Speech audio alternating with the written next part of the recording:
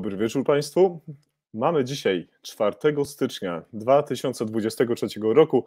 Ja nazywam się Jacek Borowiak, a Państwo oglądacie i słuchacie 81. odcinek NT Live Nurdis Trigget Live. Cieszę się, drodzy Państwo, że kolejne nasze spotkanie poświęciliśmy rozmowie o medycynie przedszpitalnej i też tej wewnątrzszpitalnej również. Tak więc cieszę się bardzo, że konsekwentnie wprowadzamy na naszą antenę właśnie określenie, które zostało ustalone z naszym poprzednim gościem, z panem Tomaszem Derkowskim, i tutaj dokonujemy tego spełnienia obietnicy, że będziemy pielęgnować to stwierdzenie. Więc rozmowa o medycynie przedszpitalnej dzisiaj w kolejnej swojej odsłonie. Drodzy Państwo, 4 doby nowego roku. Cieszę się bardzo, że widzimy się w nowym czasie. W związku z tym chciałbym Państwu bardzo podziękować za ten miniony rok. Chciałbym podziękować za wszelkie wsparcie, jakie od Państwa otrzymujemy. Dziękujemy za wszelkie komentarze, dziękujemy za wszelkie opinie, szczególnie w ostatnim czasie, takie konstruktywne, nawet pokazane pewne rzeczy, jak można zrobić inaczej, co mówić inaczej, jak pokazać inaczej, żeby to, co mamy dla Państwa do przekazania, było jeszcze lepiej ubrane w słowa, w teksty, no i wszystko to, co można usłyszeć i zobaczyć. Dziękuję za wszelkie konstruktywne opinie. Serdecznie jestem za to zobowiązany. Drodzy Państwo, chciałbym przekazać najlepsze życzenia noworoczne. Gdziekolwiek, drodzy widzowie i słuchacze, jesteście. Czy jesteście w Polsce, czy jesteście w Skandynawii, czy jesteście na drugiej części globu, wszędzie, gdzie wykonujecie swoją medyczną pracę, czy to w prehospitalu, czy to wewnątrzszpitalnie, czy wysoko na niebie, czy gdzieś na statkach, w formacjach cywilnych, wojskowych, bez znaczenia jakie korpusy. Łączą nas nasi pacjenci, łączy nas potrzeba ratowania zdrowia i życia. W związku z tym dziękuję Wam za kolejny rok ciężkiej Waszej pracy i życzę Wam wielu sukcesów, tych zawodowych i prywatnych, na ten 2023 rok. Dziękuję serdecznie wszystkim Państwu, którzy udostępniają informacje na swoich profilach społecznościowych. Dziękujemy naszym partnerom stałym, współorganizatorom naszych wydarzeń, szczególnie dzisiejszym. Ratownictwo medyczne łączy nas wspólna pasja. Jakub Nele, Prehospital Blog, Tomasz Janus, bardzo się cieszę, że jesteście panowie z nami. Ratownik medyczny, ratownik na Wyspach, Paweł Bednarenko, cieszę się, że jest również z nami. Lukas Felczer, cześć Marcinie, fajnie, że również jesteś z nami coraz częściej. Jest z nami cała załoga ratunkowej w Roztoce, jest oczywiście Paramedic Poland, Krzysztof Kotliński, jest Polskie Towarzystwo Pielęgniarstwa Ratunkowego i Marek Maślanka. I dzisiaj w sposób szczególny też chciałbym podziękować Centrum Symulacji Medycznej w Zabrzu, drodzy Państwo, gdzie nasz gość również dokonuje swoich poczynań zawodowych. Dzisiaj też w trakcie będę wspominał o jeszcze jednej instytucji, która również udostępniła informacje o dzisiejszym spotkaniu, a jest ta instytucja bardzo ważna dla ratowników medycznych i ratowniczek medycznych w Polsce. Pozdrawiam już wszystkich widzów i słuchaczy, którzy zgromadzili się już przed odbiornikami komputerowymi i komórkowymi, jakkolwiek te urządzenia w tym momencie wyglądają. Cieszę się, drodzy Państwo, że jesteście. Napiszcie koniecznie, gdzie nas dzisiaj oglądacie, skąd nas dzisiaj słuchacie, a może dyżur, więc może jaka stacja, może jakiś szpital, koniecznie z hashtagiem NT Live. Drodzy Państwo, dzisiaj również będzie konkurs. W konkursie przewidujemy nagrody, one będą bardzo oryginalne, bardzo fajne, bardzo ciekawe, ale oczywiście wspominam konieczność posiadania odblasków. Cieszy nas, że otrzymujemy od Państwa zdjęcia naszych odblasków w różnych miejscach przyczepionych, w różnych miejscach przygotowywanych, czy na kurtce, czy na torebce, czy na plecaku. Cieszę się bardzo, że Nurdis Trigget w taki skromny, ale mam nadzieję, że bardzo widoczny sposób wpływa na Państwa bezpieczeństwo. Drodzy Państwo, dzisiejszy odcinek jest bardzo szczególny. Dlaczego? Dlatego, że już teraz należy mówić o bardzo ważnych kwestiach związanych z procesami kształcenia tych na etapie kształcenia dyplomowego, czy przeddyplomowego i podyplomowego. Należy zwracać uwagę na to, w jaki sposób dokonujemy procesów kształcenia już teraz, żebyśmy za lat 5, 6, 10, 20 posiadali kadrę, która jest bardzo dobrze przygotowana do swojej pracy, ale kadra, żeby była najpierw przygotowana do swojej pracy, więc musi mieć mentorów, musi mieć nauczycieli, musi mieć osoby, które czuwają nad ich prawidłowym rozwojem zawodowym na poziomie właśnie kształcenia. Dzisiejszym naszym gościem jest kierownik Zakładu Ratownictwa Medycznego przy Wydziale Nauk Medycznych w Zabrzu Śląskiego Uniwersytetu Medycznego w Katowicach. Nasz gość jest również ratownikiem medycznym Wojewódzkiej Stacji Pogotowia Ratunkowego w Katowicach.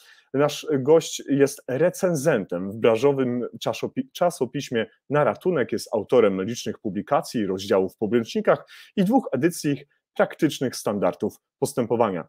Zaproszony dzisiaj do rozmowy gość o medycynie przedszpitalnej, a dokładnie o kształceniu przeddyplomowym i podyplomowym, jest również finalistą mistrzostw w ratownictwie medycznym, mistrzostw m.in. mistrz Śląska, wicemistrz Polski, wicemistrz Europy, a ostatnio lider zwycięskiej drużyny na mistrzostwach Rally Revis w Czechach. Tak więc bardzo duże osiągnięcia. Odznaczony medalem za ofiarność i odwagę przez prezydenta Rzeczypospolitej Polskiej oraz złotą odznakę zasłużony dla województwa śląskiego przez pana marszałka województwa. Naszym dzisiejszym gościem, drodzy Państwo, jest doktor nauk medycznych Jacek Wawrzynek, przewodniczący Rady Programowej Kierunku Ratownictwa Medycznego Śląskiego Uniwersytetu Medycznego w Katowicach, którego bardzo serdecznie witam, aż się zmęczyłem na naszej antenie. Dzień dobry, witam Cię, Jacku, witam wszystkich gości, witam serdecznie. Ja zanim zaczniemy, ponieważ, drodzy goście, może nie wiecie, ja wiem, ale jeszcze się nie ujawniłem. Jacku z Norwegii, życzę Ci wszystkiego najlepszego z urodzin, które to, jeżeli Facebook nie kłamie. Nie, tak nie rób. No to żeś mnie sprzedał, no to ładnie. No dobrze, dziękuję, przyjmuję, cieszę się bardzo. Musiałem to zrobić i nie ostrzegałem, że to zrobię. No to rozjechałeś mi teraz cały scenariusz, ale postaram się w miarę profesjonalnie przejść na prawidłowe tory. Dziękuję, że przyjąłeś zaproszenie do NT Live. 81. jesteś odcinkiem. Jak Ci jest z takim poczuciem, powiedz? Ja powiem inaczej, jestem pierwszy w tym roku. I tak to interpretuję. To jest profesjonalne podejście. Elegancko. Bardzo Ci dziękuję za zaproszenie. Fajnie, że możemy się spotkać. Twój profil oczywiście znam. Niejednokrotnie oglądałem różnego rodzaju wywiady. Bardzo miło mi, że jestem Twoim gościem. No i poruszam, co jeszcze ważniejsze, dla mnie mega istotny temat. No właśnie, no bo kiedy przygotowaliśmy nasze spotkanie, pierwsze, drugie, zastanawialiśmy się, czy może taki kierunek, czy może taki, no to bardzo naturalnie wyszło, że koniecznie musi być sytuacja taka, że doktor Wawrzynek musi mówić o takich procesach kształcenia.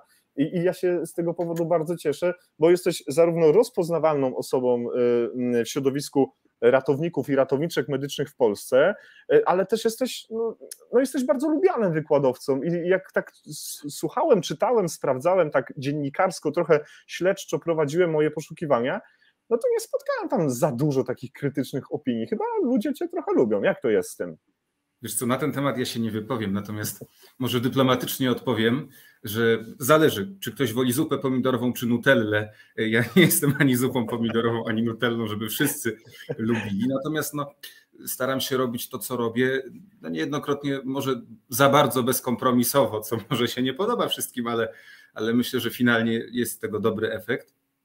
Także ja będę robił swoje dalej. Tak to widzę.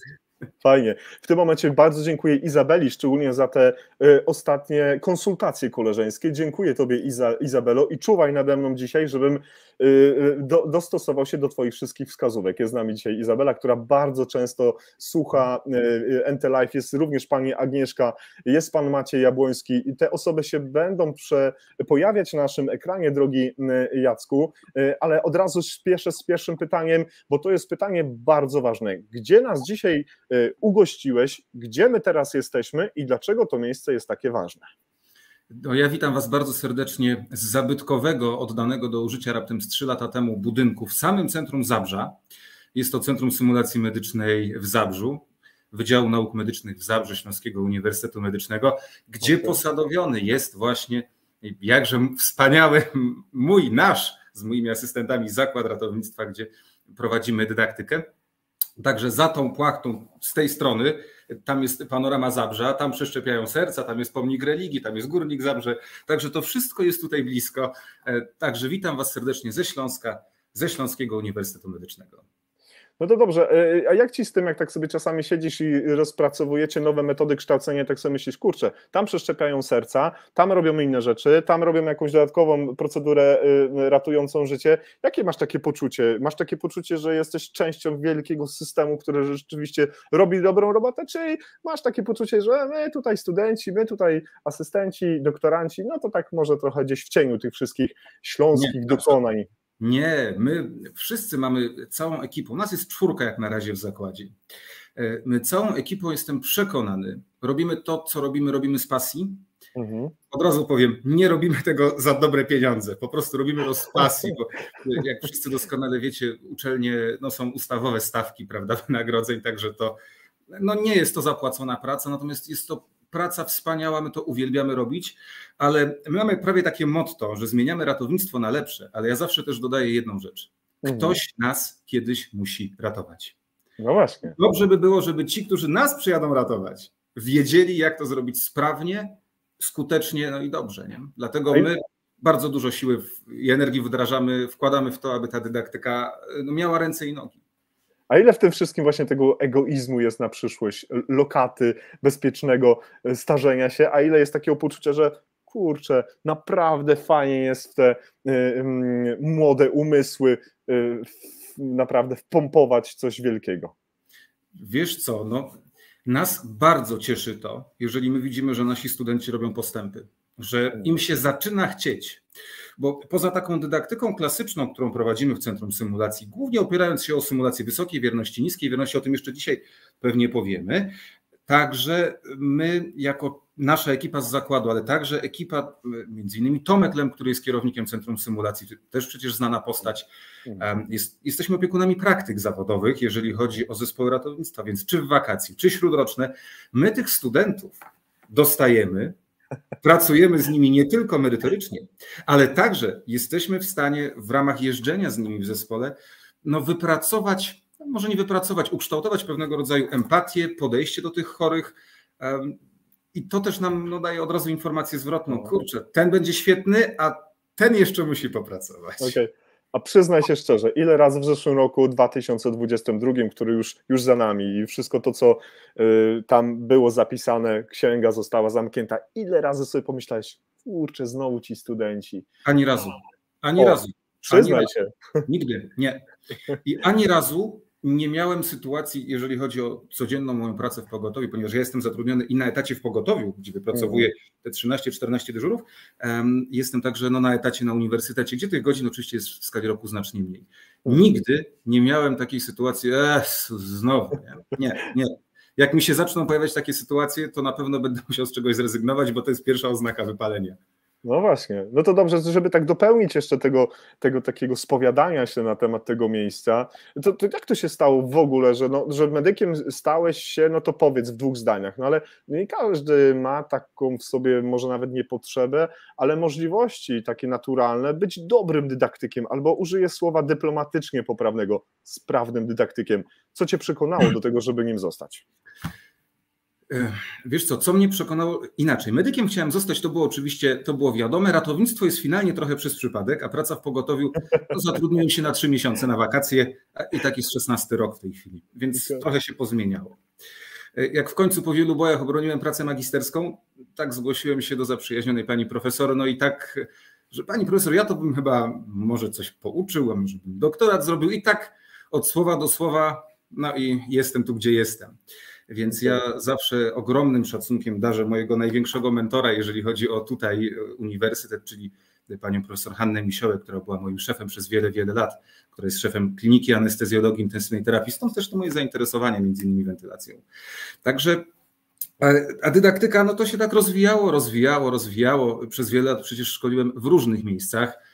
Jednym chyba z najlepszych takich poligonów, które zawsze wspominam z ogromnym sentymentem, nie wiem, czy może nas słuchają ci ludzie, był taki centralny, wtedy jeszcze nie centralny, ale później centralny ośrodek szkolenia służb lotniskowych w Warszawie. Ja nie zapomnę, że myśmy raz, 2 razy do roku mieli potężne warsztaty dydaktyczne i to też pozwoliło zbudować pewien pomysł na prowadzenie zajęć. A dalej symulacja medyczna, no to jest już tylko nauka tutaj od ekipy. Razem przecież się uczymy wielu rzeczy czy zaawansowanych symulatorów. To sprawdzimy teraz to, że jesteś dobrym szefem, to z tego, co poczytałem, posłuchałem, to oni mówili, okej, jak na młodego ratownika takiego, to tak, jesteś fajnym szefem. Adaś Ubych, to Adaś, ja ci tego nie wybaczę. Świetny komentarz, pozdrawiamy ratunkową w Roztoce, pozdrawiamy Adama Ubycha, który również dzieli twoje troski dydaktyczne. Ale dobra, na jednym tchu, kto tworzy twój zespół? Proszę wymienić wszystkich. Marcin Gałkiewicz, Gała, znacie z Roztoki pewnie, jak najbardziej. Damian Król, PS Kacper, tutaj to ratownik także górski. Świetny dydaktyk, dzieci ma obcykane i w małym palcu. I trzecią osobą jest Jasiu Piszka, to jest najmłodszy nasz nabytek, to jest nasz absolwent sprzed kilku lat, straszny pasjonat tego, co robi i taki najbardziej student friendly, jak my to nazywamy w zakładzie. I ja, natomiast dodatkowo jest to Bartek Chyla, który jest także ratownikiem górskim, ratownikiem medycznym, trenerem symulacji, tutaj działa z nami w ramach praktyk między innymi. Jest to Tomek Lem, którego też pewnie znacie, który jest kierownikiem Centrum Symulacji i Kamil Barglik, który jest zastępcą kierownika Centrum Symulacji, też jest żołnierzem zawodowym, więc z chłopakami razem tworzymy zarówno w ramach praktyk, jak i też ratownictwa taktycznego. O, widzę, że Marcin Gałkiewicz właśnie pozdrowił nas. O, Gała, my ciebie też. Tak. Drogi Marcinie, panie Marcinie, od niedawna się znamy tak przez telefon. Chciałem podziękować za pomoc w tych wszystkich mediach społecznościowych, udostępnianie, pokazywanie, bezcenna pomoc dla naszego zespołu Entelife. Mamy nadzieję, panie Marcinie, że i tu może państwo podzielicie moją opinię, że jest to kolejny jakże bardzo dobry kandydat do rozmowy w Entelife. Ja zaprosiłem już oficjalnie, jeżeli pan kierownik się zgadza, to tutaj moglibyśmy jeszcze tak z panem Marcinem. Oczywiście.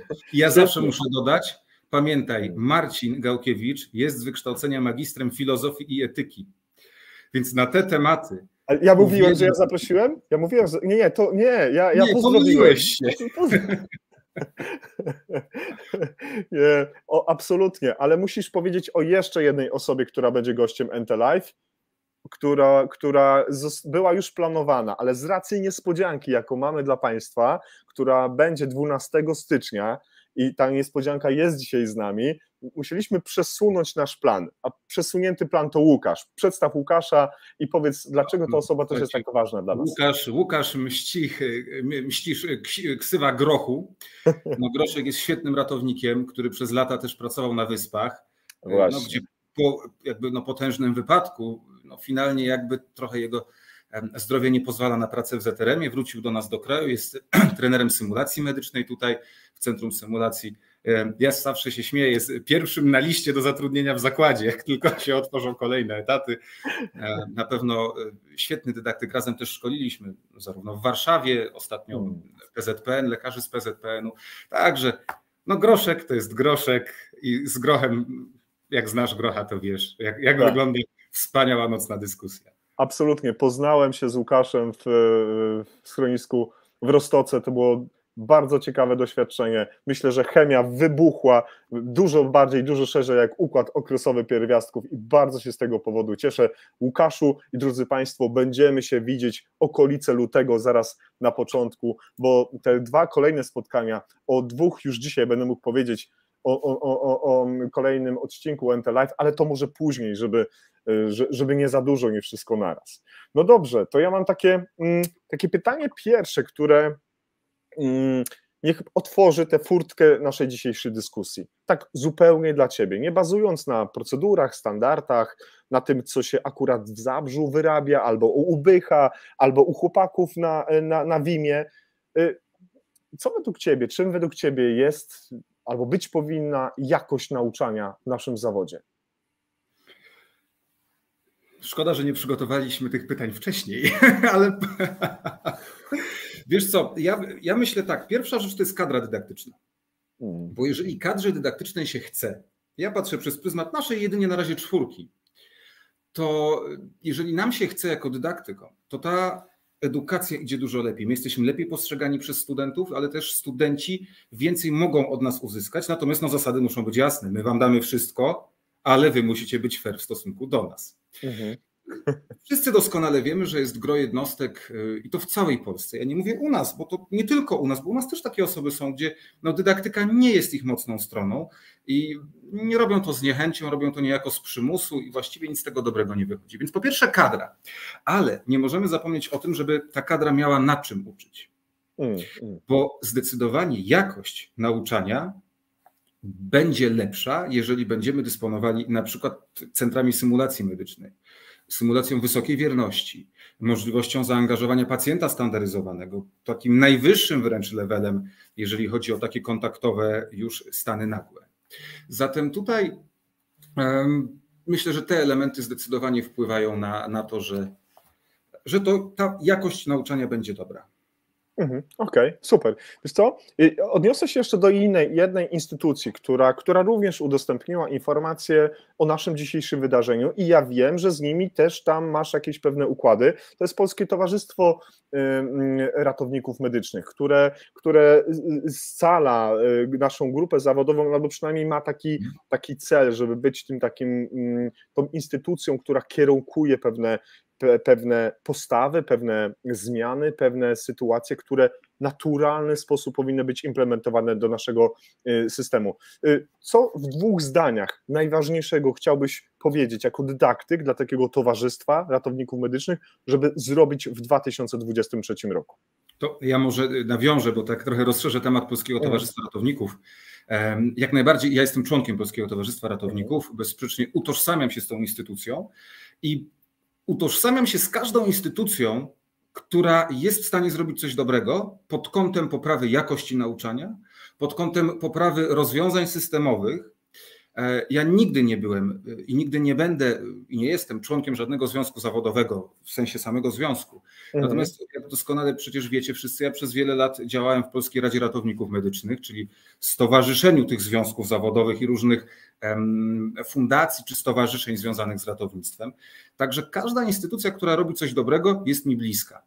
W mojej ocenie Polskie Towarzystwo Ratowników Medycznych jest taką instytucją, która merytorycznie stara się poprawić tą jakość zarówno nauczania, jak i nie tylko nauczania, ale także rozwiązań systemowych i to jakby wpływa na pewno na korzyść. Jacku, ja cię dosłownie na sekundeczkę przeproszę, ja się tylko na sekundkę... Nie szkodzi, drodzy Państwo. To są takie sytuacje, kiedy należy odebrać pilny telefon, to są takie sytuacje, kiedy należy dokonać jakiejś czynności, która jest bardzo pilna. Drodzy Państwo, w trakcie naszej rozmowy, a teraz głosu Ci nie oddam, w trakcie naszej rozmowy wstępnej pokazało się na naszym ekranie mnóstwo osób, które nas pozdrawia, które składa życzenia, które się bardzo mocno zintegrowały z miejscem, które nazywa się NTLife i hashtag NTLife. Kolejne osoby tutaj do nas docierają, piszą wręcz z którego zespołu, z której karetki. Jest to niezmiernie miłe i bardzo się cieszę, że są to i studenci, i już pracujący ratownicy, ratowniczki, i są to osoby, które tworzą ten system edukacyjny. Jest z nami wspomniany Adam Ubych, przepraszam. Adaś, żart twój już poszedł na antenę, wszyscy już się śmiali, odsłuchasz sobie później i było ok.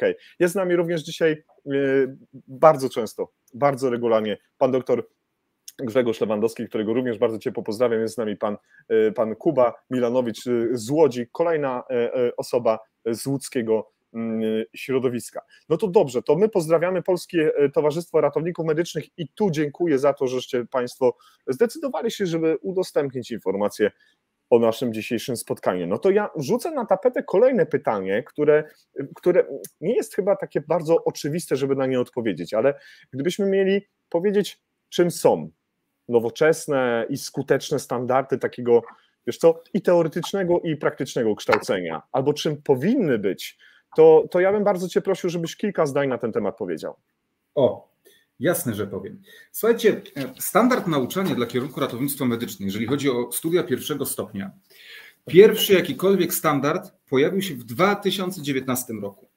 2019 na 20 to był pierwszy rok i absolwenci według nowego standardu nauczania pierwsi opuścili mury uczelni przed wakacjami czy w okolicach wakacji tego roku. Nigdy wcześniej nie było standardu nauczania dla kierunku ratownictwo medyczne. One były gdzieś tam wewnętrzne, na uczelni tak, na takiej tak, ale nie był to kierunek na tyle regulowany, aby w randze rozporządzenia ministra było to opisane krok po kroku, jakie mają być godziny dydaktyczne, kto może szkolić, jakie są efekty uczenia się w zakresie wiedzy, umiejętności.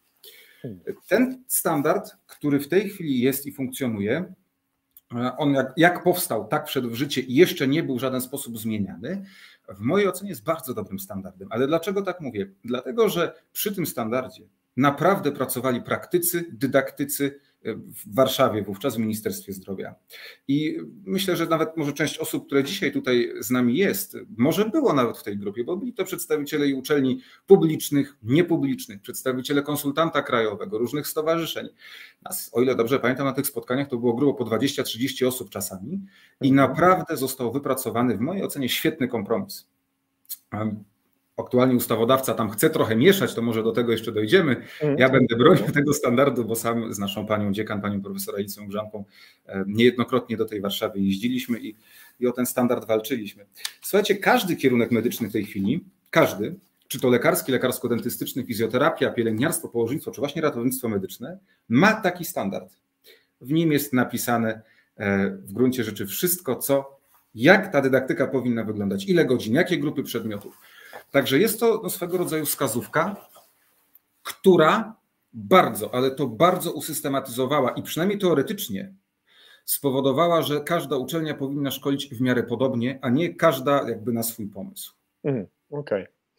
No to dobrze. No to od ogółu do szczegółu. Wiesz co, ja pracując już kilka lat w zawodzie ratownika medycznego, mam tę radość, pracując zarówno, znając polski system ratownictwa medycznego, ale też pracuję troszeczkę już poza nim od kilku lat. Mogę jakby te dwa systemy poddać pewnej może ocenie. Nie żeby mówić o tym, co jest dobre albo co jest złe, ale mogę powiedzieć, jak to funkcjonuje w tym albo w innym systemie. No to jakieś fakty, jaki mamy stan kształcenia ratowników i ratowniczek medycznych w Polsce na dzień 1 stycznia 2003 roku. Czy te wskazane przez ciebie standardy realnie są realizowane i to jest tak, jak napisane, przykłada się, wiesz, dużą wagę i robi się to? Czy to jest tylko jednak kilkanaście takich kartek papieru? Przepraszam, nie chciałbym spłycać. To musi być tak realizowane i od tego nie może być odstępstwa. Są instytucje, które nadzorują proces dydaktyczny akademicki. Jest to Państwowa Komisja Akredytacyjna, która akredytuje dane kierunki na dane lata, nadaje kategoryzację uczelniom i żadna uczelnia, czy to publiczna, czy niepubliczna, no nie pozwoli sobie na utratę możliwości prowadzenia danego kierunku albo na jakieś tam warunkowe prowadzenie jeszcze przez rok do nadrobienia braków. Więc rozumiem. Taka PAKA, czyli ta Komisja Akredytacyjna, ona zawsze w tych papierach weryfikuje naprawdę kropka w kropkę, czy to jest tak, jak być powinno. Oczywiście nie ma. I to powiedzmy sobie z pełną odpowiedzialnością. Nie ma w Polsce uczelni, która realizuje ten standard kropka w kropkę idealnie, bo to jest trudne, są sytuacje losowe, tego się nie da czasami niektórych rzeczy zrobić. Natomiast tutaj jakby jest to na pewno kanwa, która jest robiona, realizowana w całej Polsce podobnie, bo tak być musi. Pamiętajcie także o tym, że my jesteśmy w systemie bolońskim, zatem my musimy się troszeczkę też w skali Europy pokazać i te punkty ECTS-u, czyli te punkty tego European Transfer, coś tam system, nie pamiętam nigdy tej nazwy, tak, muszą być zgodne i studia licencjackie wymagają konkretnej liczby, bodaj 180 punktów w skali całego procesu dydaktycznego, więc to musi być zrealizowane, aby ten dyplom licencjata, te studia pierwszego stopnia skończyć. W tym standardzie poza jakby podziałem na nauki podstawowe, nauki kliniczne, nazwami przedmiotów, bo on świetne nazwy wprowadził, świetne przedmioty, jak na przykład medycyna tropikalna jako przykład, czy medycyna taktyczna, ratownik medyczny w środowisku pola walki. Także ten standard, co jest doskonałe, co jest wybitnie doskonałe, naprawdę doprowadził do tego, że mamy bardzo dużo godzin praktyki. Ja nie wiem, czy to będzie widać, a jak nie widać, to ja może w kilku słowach przytoczę jedynie.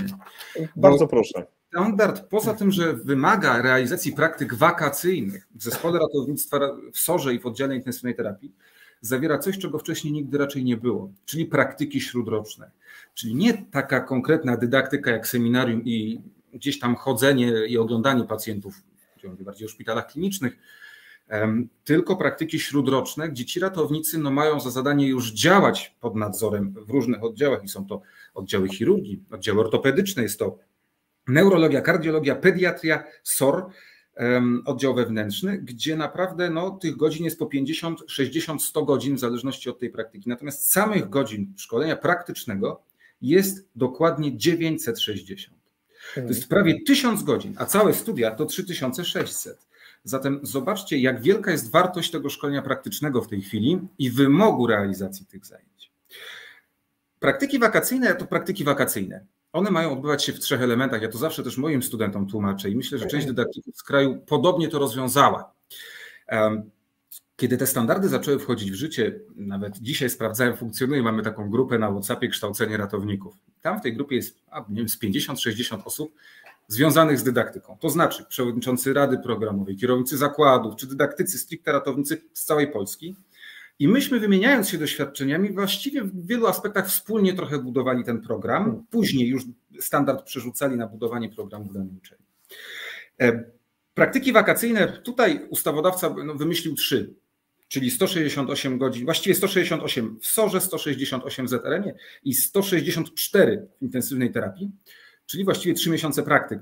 Tutaj się pojawił o tyle problem, że nie można tych studiów tym studentom wydłużyć. Więc po pierwszym roku nasi studenci mają 1,5 miesiąca praktyki i po drugim 1,5, co łącznie daje 3 i wszystkie praktyki zakończone, tak aby to dyplomatorium było w terminie i nie opóźniało na przykład możliwości rekrutacji się na 2. stopień studiów.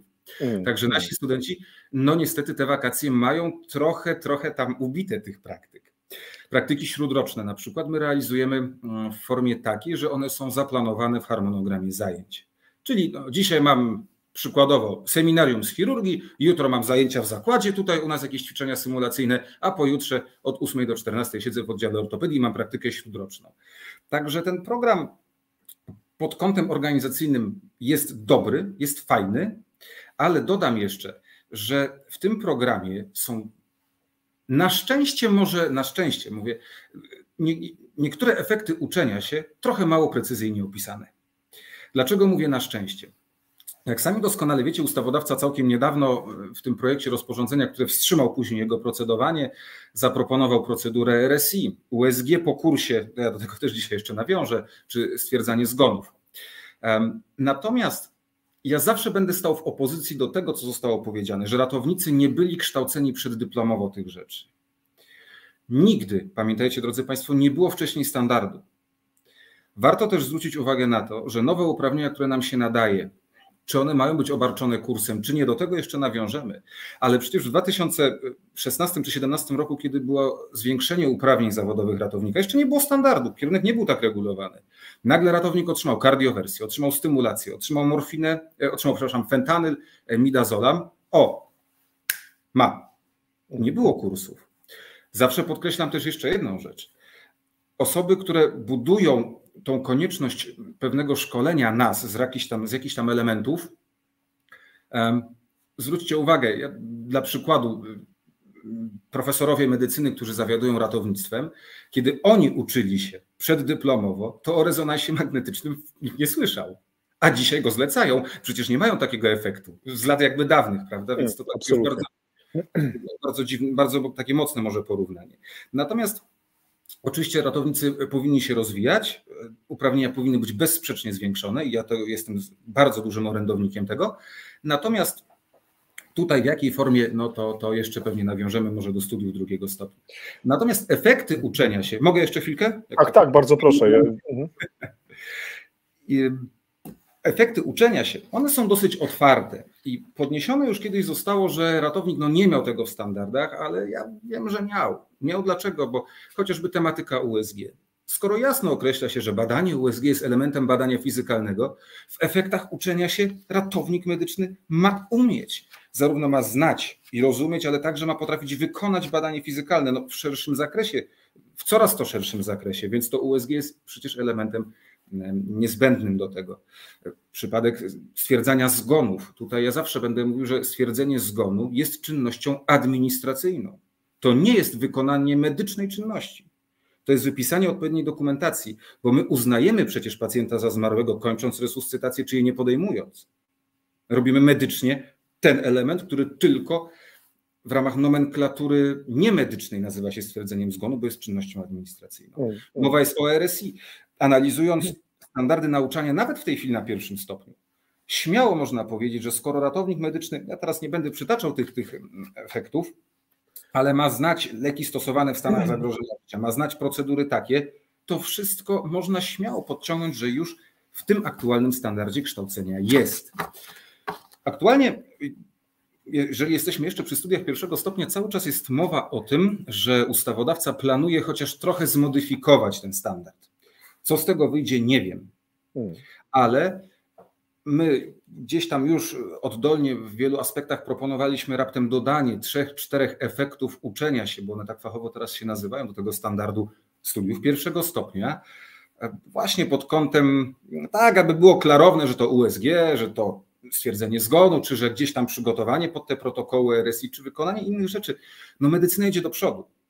Standard niekoniecznie będzie zawsze nadążał nad tym, co byśmy chcieli zrobić. Także ja uważam i będę bronił standardu, że standardu tego w tej formie nie należy kolosalnie zmieniać. Można lekkie kosmetyczne poprawki, aktualizując wiedzę medyczną, dodać. Za chwilkę jeszcze o pytanie o studia pierwszego stopnia, bo tak jak żeśmy rozmawiali w kuluarach, ja jestem z tego powodu bardzo dumny, że NT Live słuchają nie tylko medycy z długim, dużym doświadczeniem w medycynie przedszpitalnej, czy wczesnoszpitalnej, czy już takiej intensywnej terapii, ale słucha nas wielu studentów, wielu uczniów, którzy decydują się już może na tym etapie, który kierunek zawodowej drogi będą obierać. Więc za chwilkę jeszcze do studiów pierwszego stopnia i drugiego wrócimy. Ale wiesz co? Ja muszę to przekazać, bo nie tak dawno z moim przyjacielem Marcinem Gberczykiem żeśmy rozmawiali na temat opiekunów praktyk. I ja bym bardzo prosił, to jest taka moja prośba osobista, ale też obserwacja wielu osób, które zajmują się studentami. Do czego zmierzam? Zmierzam do tego, że często ci opiekunowie mają bardzo dużo tych studentów, mają też swoje zadania w SOR-ze na przykład, są to osoby funkcyjne, nie mogą poświęcić swojej uwagi tyle, ile by chcieli, żeby jakość kształcenia była na wysokim poziomie, a nie byle jaka, bo nie zależy nam na tym, żebyśmy wypuszczali byle jakich studentów. Kiedyś był odcinek w NT Live,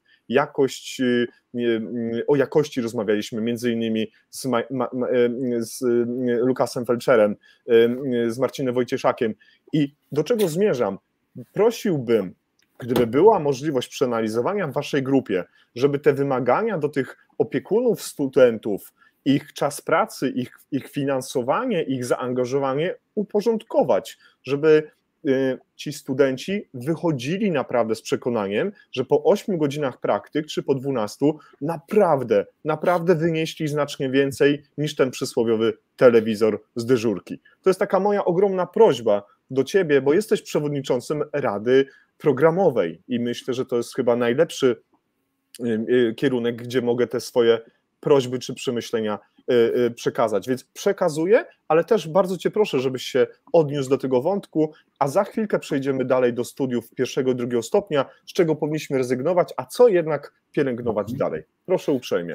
Jeżeli chodzi o praktyki, ja powiem przez pryzmat swojego podwórka, chociaż w kraju to różnie wygląda. Praktyki zawodowe śródroczne, te, które my mamy w harmonogramie, one odbywają się pod okiem nauczyciela akademickiego, który jest u nas zatrudniony.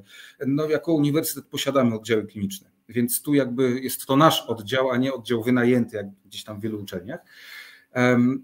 Natomiast faktycznie są to grupy ćwiczeniowe, czyli najczęściej jest to około 6 osób na jednego prowadzącego i gdzieś tam się ci studenci pałętają troszkę. No tak. Jeżeli chodzi o praktyki wakacyjne, no to się rządzi trochę swoimi prawami. Jak wygląda to w oddziale intensywnej terapii czy na SOR-ze? No tu zależy, gdzie student trafi.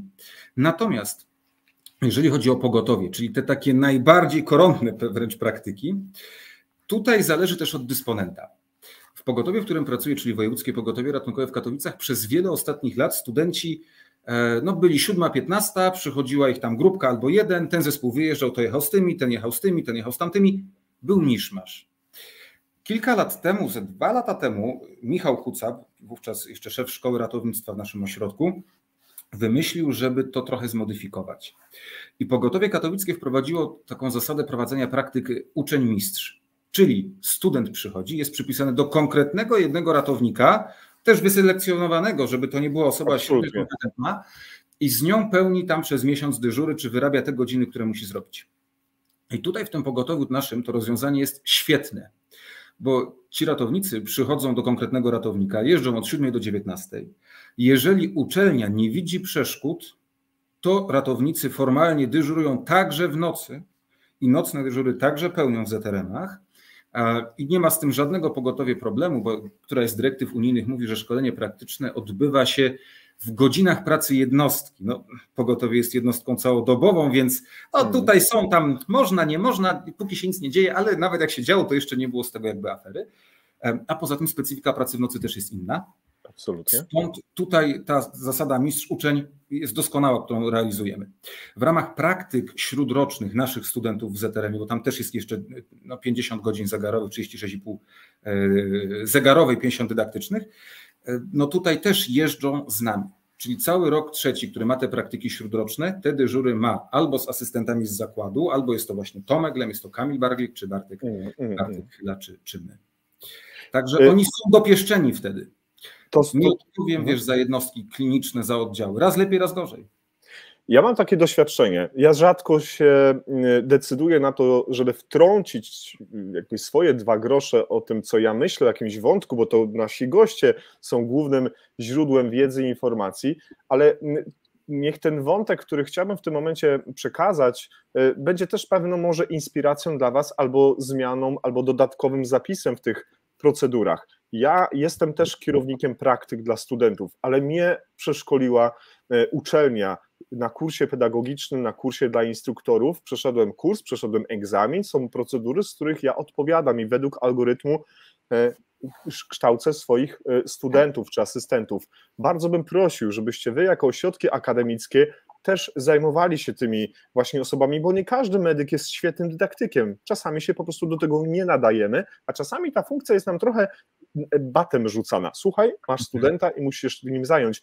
Więc jakby kończąc ten wątek i taką prośbę, może na nowy rok, takie życzenie, to może z waszego środowiska by wyszły te 2 aspekty, o których powiedziałem teraz, żebyście też nas, ratowników medycznych, przygotowali do tej roli bycia kimś, mentorem właśnie dla kogoś. I właśnie o takim mentorstwie napisał przed chwilką nasz kolega Paweł Bednarenko z NHS-u brytyjskiego. Świetnym pomysłem byłoby wprowadzenie instytucji mentora w szkoleniu praktycznym. Szkolenie studenta 1 na 1 daje niesamowite efekty. Paweł Bednarenko, nasz człowiek w NHS-ie, super, że jesteś dzisiaj z nami. Te komentarze już się tutaj pojawiają i ja się też bardzo, bardzo cieszę, drodzy Państwo, jeżeli wy będziecie między sobą dyskutować, bo pośród tych osób dzisiaj najbardziej aktywnych nasz gość przygotował 3 prezenty, o których będziemy za chwilkę rozmawiać, ale to może za moment, żeby od razu nie za wiele powiedzieć. Pojawiają się już pierwsze pytania.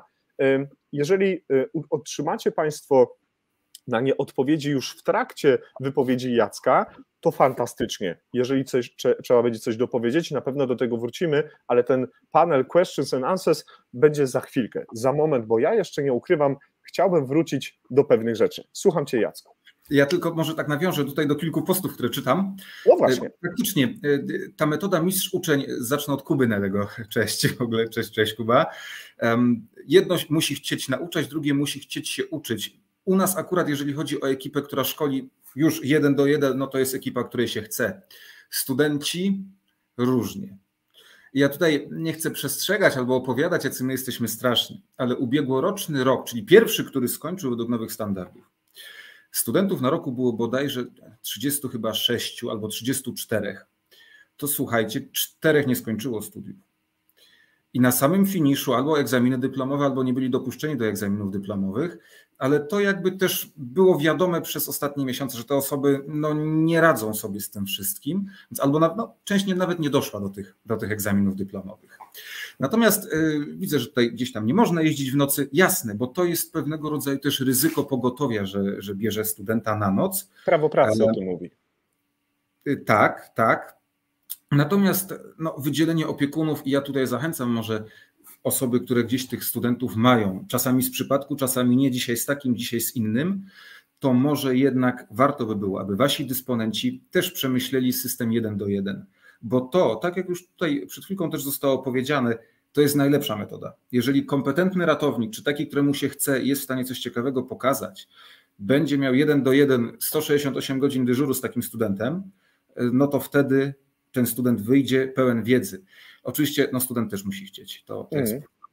Jest z nami przywołany do tablicy. Przepraszam, Marcinie, że dzisiaj znowu tak tym twoim nazwiskiem tutaj szastam na antenie NT Live, ale Marcin napisał: drobne dziękuję za poruszenie tematu, jakim jest wydzielenie opiekunów praktyk tylko dedykowanych dla przyszłych ratowników medycznych, wyselekcjonowanych o odpowiednich predyspozycjach psychomotorycznych i potrafiących przekazać wiedzę, bo tutaj jest też komentarz od pani Jagody Mikołajczyk, która jest dzisiaj z nami.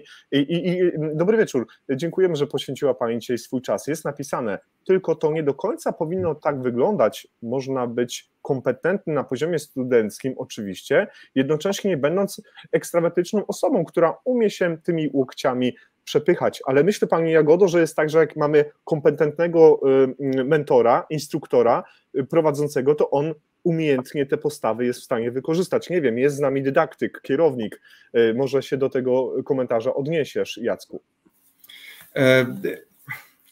Pewne predyspozycje, natomiast wiecie, predyspozycje i z jednej i z drugiej strony muszą być. Ja zawsze mówię, to nie każdy jest dobrym dydaktykiem, nie każdy musi być dydaktykiem, nie każdy będzie ratownikiem, bo to jest też ważne. Ja tutaj też się jeszcze chcę odnieść do jednego z komentarzy, który właściwie z pytań od Dawida Żurka, czy w WPR Katowice jest system 1:1? Tak jest. Tak jest w założeniu. Zdarzają się podstacje, gdzie w porozumieniu z liderem danej stacji student na przykład jeździ z 2 czy z 3, wtedy też jest mu prościej te dyżury zrealizować. Natomiast to nie jeździ z osobami z przypadku. To nie są ratownicy, którym się nie chce. Okej, super. To jeżeli są takie postawy, pielęgnujmy je, pokazujmy między innymi przez takie dzisiejsze spotkanie z Jackiem Wawrzynkiem, że idziemy w kierunku bardzo dobrym i ten kierunek, który przyświecają nam wysokie standardy kształcenia, być powinny. Pojawiło się długie pytanie od Adama Piechnika i z komentarzem: bądź tak uprzejmy, drogi Jacku, w międzyczasie przejrzyj je, zapoznaj się, ono jest dosyć długie. Jeżeli uda się odpowiedzieć na antenie, fantastycznie, jeżeli będziemy musieli to zrobić pisemnie, wybacz, drogi Adamie, nie chciałbym tutaj spłycać problemu, który poruszyłeś, jasne, ale realnie na niego odrzuty. Jacku i cześć Adaś Gadaś. Adaś to mój serdeczny kumpel sprzed lat, to ośrodek szkolenia służb lotniskowych, o których już dzisiaj też wspominałem lata temu. Tak. Także z Adasiem też znamy się od lat. Wiesz co, wiecie co, faktycznie czasami na pewno jest tak, że student przychodzi na praktyki. Po pierwszym roku to zdecydowanie, bo on niewiele potrafi, a już tych praktyk ma sporo. Po drugim już powinien coś umieć. My w naszym cyklu nauczania w ramach w ogóle pierwszego roku już prowadzimy przedmiot symulacyjna propedeutyka umiejętności klinicznych. Jakoś, teraz mniej więcej tak ta nazwa profesjonalnie brzmi, ona jest zgodna z tym, bardzo. Gdzie te podstawowe elementy badania fizykalnego są przerabiane. I to badanie fizykalne u nas jest, łącznie z osłuchiwaniem, ze szmerami, z ciśnieniem, z oceną tętna, nawrotu kapilarnego, jakichś tam podstawowych innych badań. Tak, studenci, i tego jestem pewien, są tego uczeni u nas już na pierwszym roku, no bo potem za chwilkę zaczynają te praktyki. 5. koło wozu, zgadza się. Często tak jest, ale to jest po pierwsze może nie do końca przemyślanie ułożony program nauczania, chociaż myślę, że większość uczelni właśnie tą propedeutykę symulacyjną umiejętności klinicznych realizuje wcześniej, bo ona wręcz powinna poprzedzać zajęcia symulacji czy wysokiej wierności, czy też nawet jakiekolwiek ALS-owe scenki niewysokiej wierności, no to powinno być wcześniej. Pamiętaj, Adam, z drugiej strony, że połowa studentów zapomni to, czego się nauczyła. i oni przychodzą, no było, ale ja nie pamiętam. No i no sami wiemy, że tak to niestety często wygląda, ale będę też bronił takie perły studentów, a mamy na każdym roku kilka takich osób, które w ocenie nas w postaci czy Marcina Gałkiewicza, czy Tomka Lema, to właściwie od razu mogą wchodzić na zespół ratownictwa i są lepsi niż połowa pracujących. Bo mają to coś, mają to flow i wiedzą o co wiedzą, przynajmniej teoretycznie, bo doświadczenie oczywiście jeszcze nie zdążyli zdobyć. Pokazałeś się fantastyczny komentarz i też pytania od pana Bogdana Biecki. Panie Bogdanie, bardzo się cieszę, że pan jest. Jacek, mam nadzieję, że widzisz to teraz, to pytanie i będzie się można do niego odnieść, czy teraz, czy tej dyskusji panelowej. No ale ja wrócę do tych studiów pierwszego stopnia i drugiego. Ktoś tu napisał, że właśnie jest przed podjęciem takiej decyzji, czy ta droga zawodowa, która tak w nim drzemie, żeby iść w tym kierunku, jest właśnie właściwa. No to co z tymi studiami pierwszego stopnia i drugiego? Z czego, co powinniśmy odwalić w niezapomniane miejsca, z czego powinniśmy rezygnować, a do czego powinniśmy dążyć? Może odniesiemy się do pewnych rzeczy, które już padły, ale może jeszcze coś wymaga przytoczenia. No, przy studiach pierwszego stopnia nie odrzucałbym na chwilę obecną chyba raczej nic. A co więcej, dobudowałbym kilka elementów. Ale to są pojedyncze efekty uczenia się w tej fachowej nazwie, które pozwolą jasno wyklarować, że student potrafi zrobić USG. Bo tego tak klarownie bardzo nie ma w tych standardach aktualnych. Nasi studenci są tego uczeni, tu Marcin z nimi takie warsztaty corocznie robi. Mamy pewne gdzieś tam jeszcze takie seminaria związane z tym, także nasi studenci wychodzą z umiejętnością głowicy na przykład. Natomiast jeżeli chodzi o to, co ująć, nie wydaje mi się, żeby coś było niezbędne. Zresztą wiadomo, każdy student chciałby jak najmniej mieć tych nauk podstawowych, które są na pierwszym roku, czyli jakieś biofizyki, biochemię, fizjologię. Ja też tak chciałem. Myślę, że każdy tak chciał. Ale powiem wam jedną rzecz i ci adepci, którzy zaczynają, czy jesteście na studiach, czy dopiero planujecie te studia, po 15-16 latach pracy w pogotowiu wiecie, jak ja żałuję, że ja na tej fizjologii nie uczyłem się tak, jak powinienem był się uczyć. Jak to się okazuje być przydatne, jak nawet anatomia, czy może biochemia najmniej, czy statystyka, czy biofizyka też jeszcze średnio, ale fizjologia okazuje się być tak ważnym elementem, który spaja to wszystko w logiczną całość. I ja sam żałuję, że się tego nie uczyłem. Do książek. Kiedy, panie kolego, kiedy? Panie przewodniczący, kierowniku, doktorze, do książek. Natomiast co do studiów drugiego stopnia, to pewnie ten temat za chwilę się otworzy, to jest w powijakach i tutaj czeski film nikt nic nie wie. No dobrze. Doktor Lewandowski tylko tak napisał. Nie lekceważyć biochemii. Absolutnie nie. Ja pozdrawiam moją panią profesor z licencjatu. Ona tak się starała. Biedna była w tym wszystkim. No właśnie. Ja niedawno przytoczyłem, że w całej tylko Norwegii mamy jedno miejsce do kształcenia na poziomie master-grad, czyli takiego magistra. Jedna uczelnia na całą, niedużą Norwegię, 5 milionów. No ale jakbyśmy wzięli 5 milionów w Polsce, to mamy chyba trochę więcej tych uczelni, gdzie się kształci drugi stopień magisterskich studiów, no ale one nie są związane z prehospitalem, to nie jest medycyna przedszpitalna i tam nie ma w programie tego, co by miało być. No to panie doktorze, co w tym programie powinno się takim drugiego stopnia pojawić i jak być ustandaryzowane? Żeby to miało wartość, a nie żeby to było zapchaj dziurą w naszym procesie kształcenia, bo potrzebujemy kwit, żeby na przykład otworzyć, już się nie otwiera przewodu doktorski, teraz jest szkoła doktorska.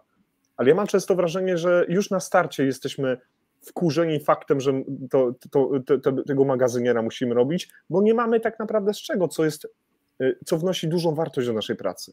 Wiecie, przez całe lata było to najbliżej zdrowia publicznego i zresztą przecież przez całe lata licencjat był na kierunku zdrowie publiczne o specjalności ratownictwo i przecież gro jest absolwentów z takim dyplomem, albo później pierwszego stopnia, ale także drugiego stopnia na zdrowiu publicznym. Ja sam skończyłem zdrowie publiczne o specjalności medycyna ratunkowa i zarządzanie kryzysowe na Uniwersytecie Medycznym w Łodzi. Taka nazwa.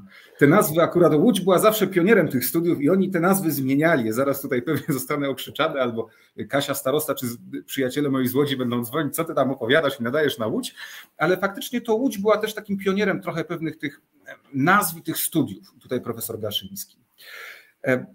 Nie ma studiów dla kierunku z ratownictwa. Jest Kasia. Dzień dobry, Kasiu. Dobry wieczór, pani Katarzyno. Więc te studia drugiego stopnia dla już stricte z ratownictwa medycznego, no jest to zamysł, który od kilku lat właściwie funkcjonuje. Bo ten pomysł był już z dobrych 4-5 lat temu i to jeszcze za czasów wiceministra Tombarkiewicza, który też mocno w to parł, za czasów ministra Szumowskiego. Aktualna władza również jest przychylna temu rozwiązaniu. I tutaj jak to będzie wyglądało? No powiem tak, czeski film. Ministerstwo powołało grupę roboczą do opracowania jakiegoś tam zamysłu, standardu dla tych studiów drugiego stopnia. W tej grupie roboczej ja sobie pozwolę się posiłkować tylko tą listą. Jest tutaj przedstawiciel konsultanta krajowego. Mamy tutaj, gdzie my to mamy? Dyrektor Departamentu Rozwoju Kadr Medycznych, dyrektor Departamentu Bezpieczeństwa w Ministerstwie, konsultant krajowy, przedstawiciel Polskiego Towarzystwa Ratowników Medycznych i to bardzo ważne z naszego punktu widzenia, wręcz uważam najważniejsza osoba prawie że w tym całym zamieszaniu, ale jest przedstawiciel Konfederacji Rektorów Akademickich, gdzieś tam i inne takie osoby, natomiast w gruncie rzeczy są to osoby nie do końca związane z tą dydaktyką medyczną. Ten zespół powołany jest przez ministerstwo do końca stycznia, a odbyły się aktualnie, z tego co wiem, 2 spotkania online'owe i nic nie zostało wypracowane. Kanwa i pomysł tych studiów ma pozwolić ratownikowi, magistrowi ratownictwa medycznego od razu nabyć uprawnienia do tych takich wątpliwych na razie procedur typu właśnie USG, stwierdzenie zgonu, czy to, co jest właściwie najgrubszego kalibru, czyli RSI, czyli ta szybka indukcja do intubacji, nie w zatrzymaniu krążenia. Te studia magisterskie po ich ukończeniu mają nadawać, przynajmniej taki jest jeden z projektów, który najbardziej jest faworyzowany, mają nadać te uprawnienia tym ratownikom z tym magistrem, natomiast to nie będzie jedyna droga do uzyskania uprawnień, rozszerzenia uprawnień zawodowych, absolutnie nie. Magister od razu je dostanie z ratownictwa, ale nie magister. Będzie na podstawie kursów kwalifikacyjnych mógł uzyskiwać te uprawnienia, na przykład RSI czy innych dziwnych rzeczy i będzie to równoważne uprawnienie. Co magister już będzie miał mieć na studiach.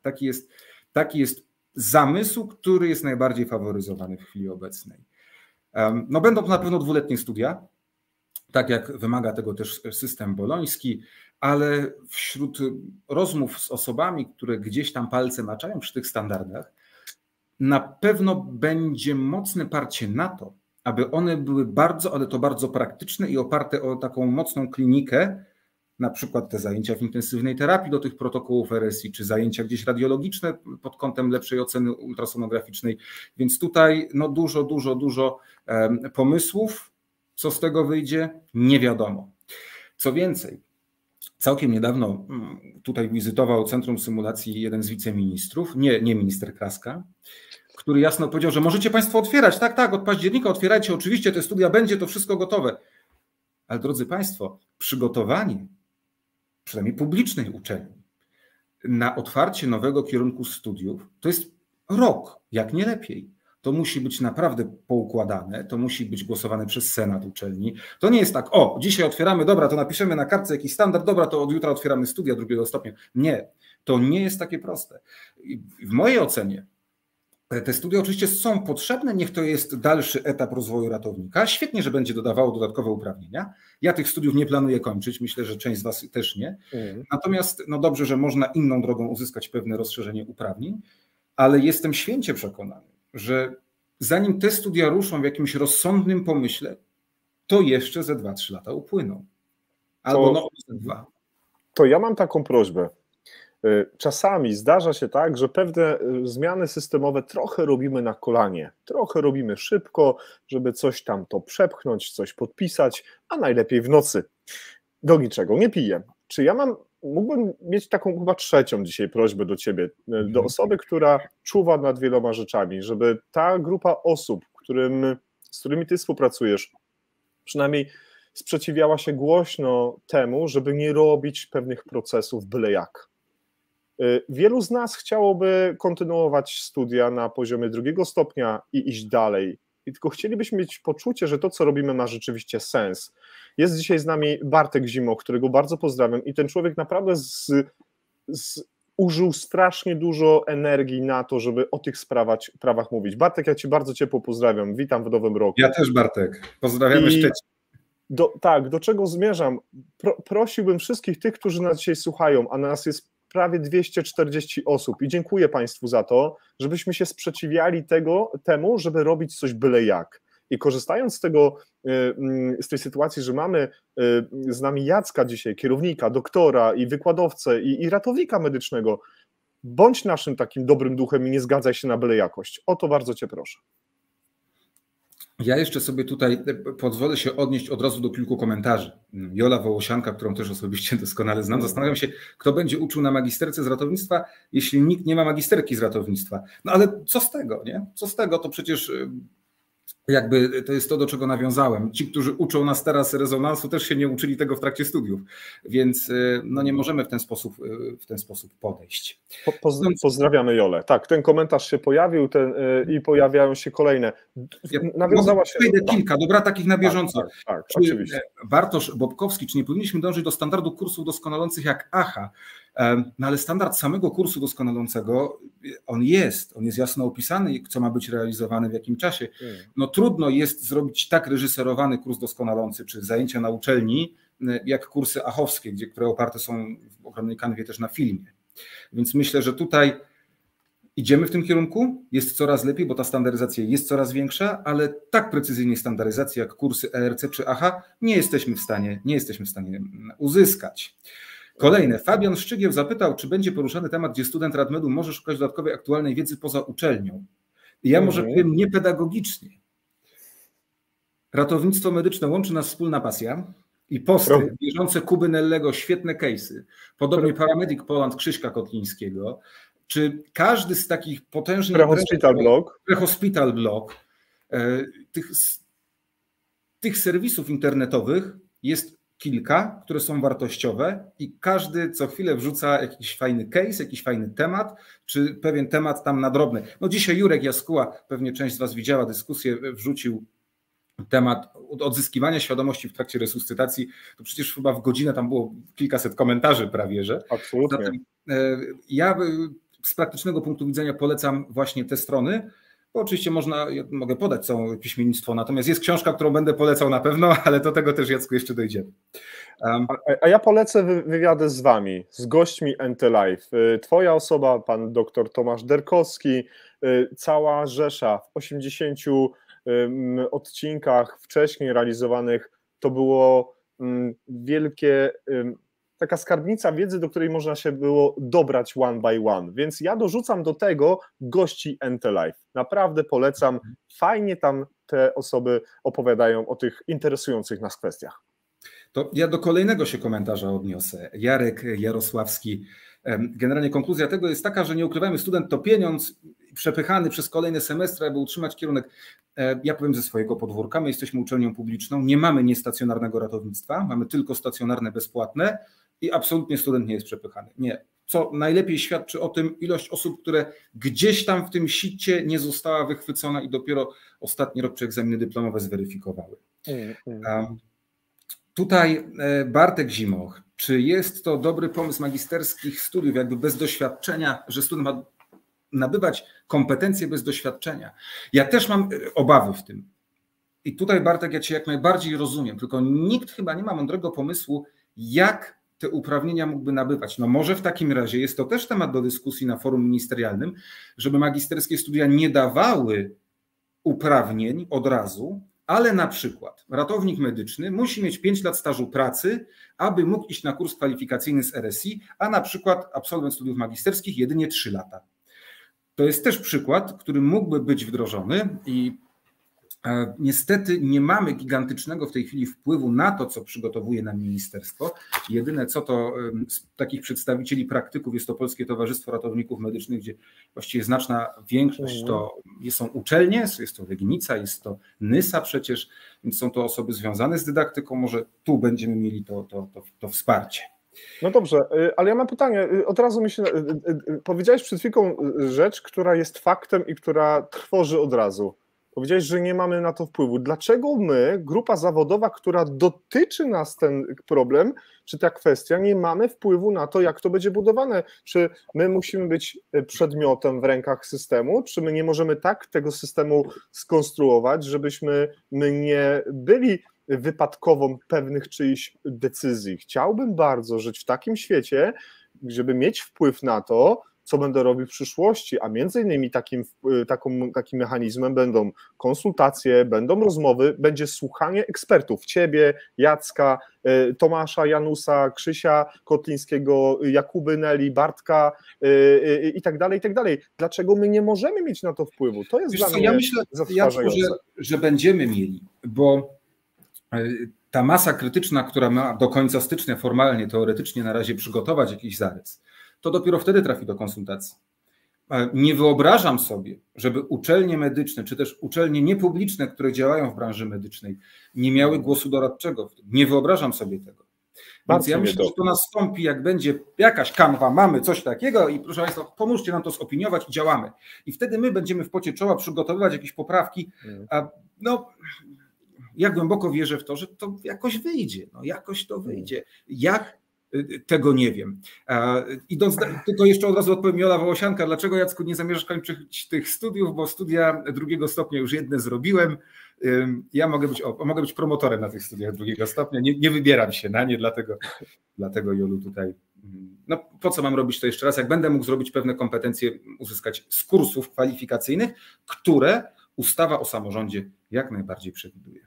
A ja mimo wszystko będę szedł w tym kierunku. Tu pani Małgosia napisała, Jacek, błagam, to Polska. Pani Małgosiu, przepraszam, ja nie zgadzam się z takim stwierdzeniem. To zależy dużo od nas i naszych postaw, co my robimy, ale tu już ucinam, co Borowiak ma na myśli, bo to nie jest ta przestrzeń, ale mimo wszystko w jednym z odcinków z Marcinem Wojcieszakiem o jakości, my właśnie się nie chcemy zgadzać na to stwierdzenie jakość to będzie, ma być jakość w tym naszym postępowaniu. I tu postawię tę kropkę, która jest konieczna. Pojawiło się pytanie, które od razu nawiążę do swojego, które przygotowałem w naszym scenariuszu. Gdzieś to pytanie się tu pojawiło. Mam nadzieję, że pan, który je zadał, jeszcze jest z nami i od razu przepraszam, że nie udało się tego pytania zaproponować od razu, a jeżeli ja tego nie znajdę, to zaproponuję swoje, ale odniosę się za chwilkę do tego. Czym według ciebie, drogi Jacku, jest albo być powinno doskonalenie zawodowe w zawodzie ratownika medycznego w ogóle? Mówimy o zamknięciu pierwszego stopnia, drugiego, no i co dalej? Co o tym kształceniu podyplomowym? Było faktycznie pytanie związane o tych starszych kolegach i koleżankach. O starszych kolegach to jest jedno, ale było pytanie związane, co myślę o tych okresach edukacyjnych i punktach i to do tego nawiążę, bo to jest to doskonalenie podyplomowe. Jeżeli mowa o starszych kolegach, koleżankach, tu było pytanie, dlaczego nie ma studiów pomostowych. Już szukam. Gdzieś ten komentarz jest. Dlaczego? Jest. Pan Paweł. Bo uprawnienia zawodowe, one nie wygasają w żaden sposób i nawet ta nowa ustawa o samorządzie, normalnie ten ratownik medyczny po 2-letniej szkole policjalnej, ja także jestem absolwentem takiej szkoły, ja też. Uprawnienia zawodowe ma. I on również kursami kwalifikacyjnymi będzie mógł swoje kompetencje zwiększać, więc ratownik z licencjatem czy ratownik po studium w obecnej literze prawa jest równoważnym ratownikiem i tutaj nic się nie zmienia. Czy studia pomostowe, były takie gdzieś tam dyskusje, ale na etapie ministerialnym zostało to zatrzymane i to jest proste uzasadnienie. Organizacja studiów pomostowych jest ogromnym wyzwaniem legislacyjnym i przygotowanie tego wszystkiego dla relatywnie bardzo małej grupy ratowników po studium zainteresowanych studiami pomostowymi powoduje, że nakłady, siły i środki są niewspółmierne do tego, ile osób by z tego skorzystało.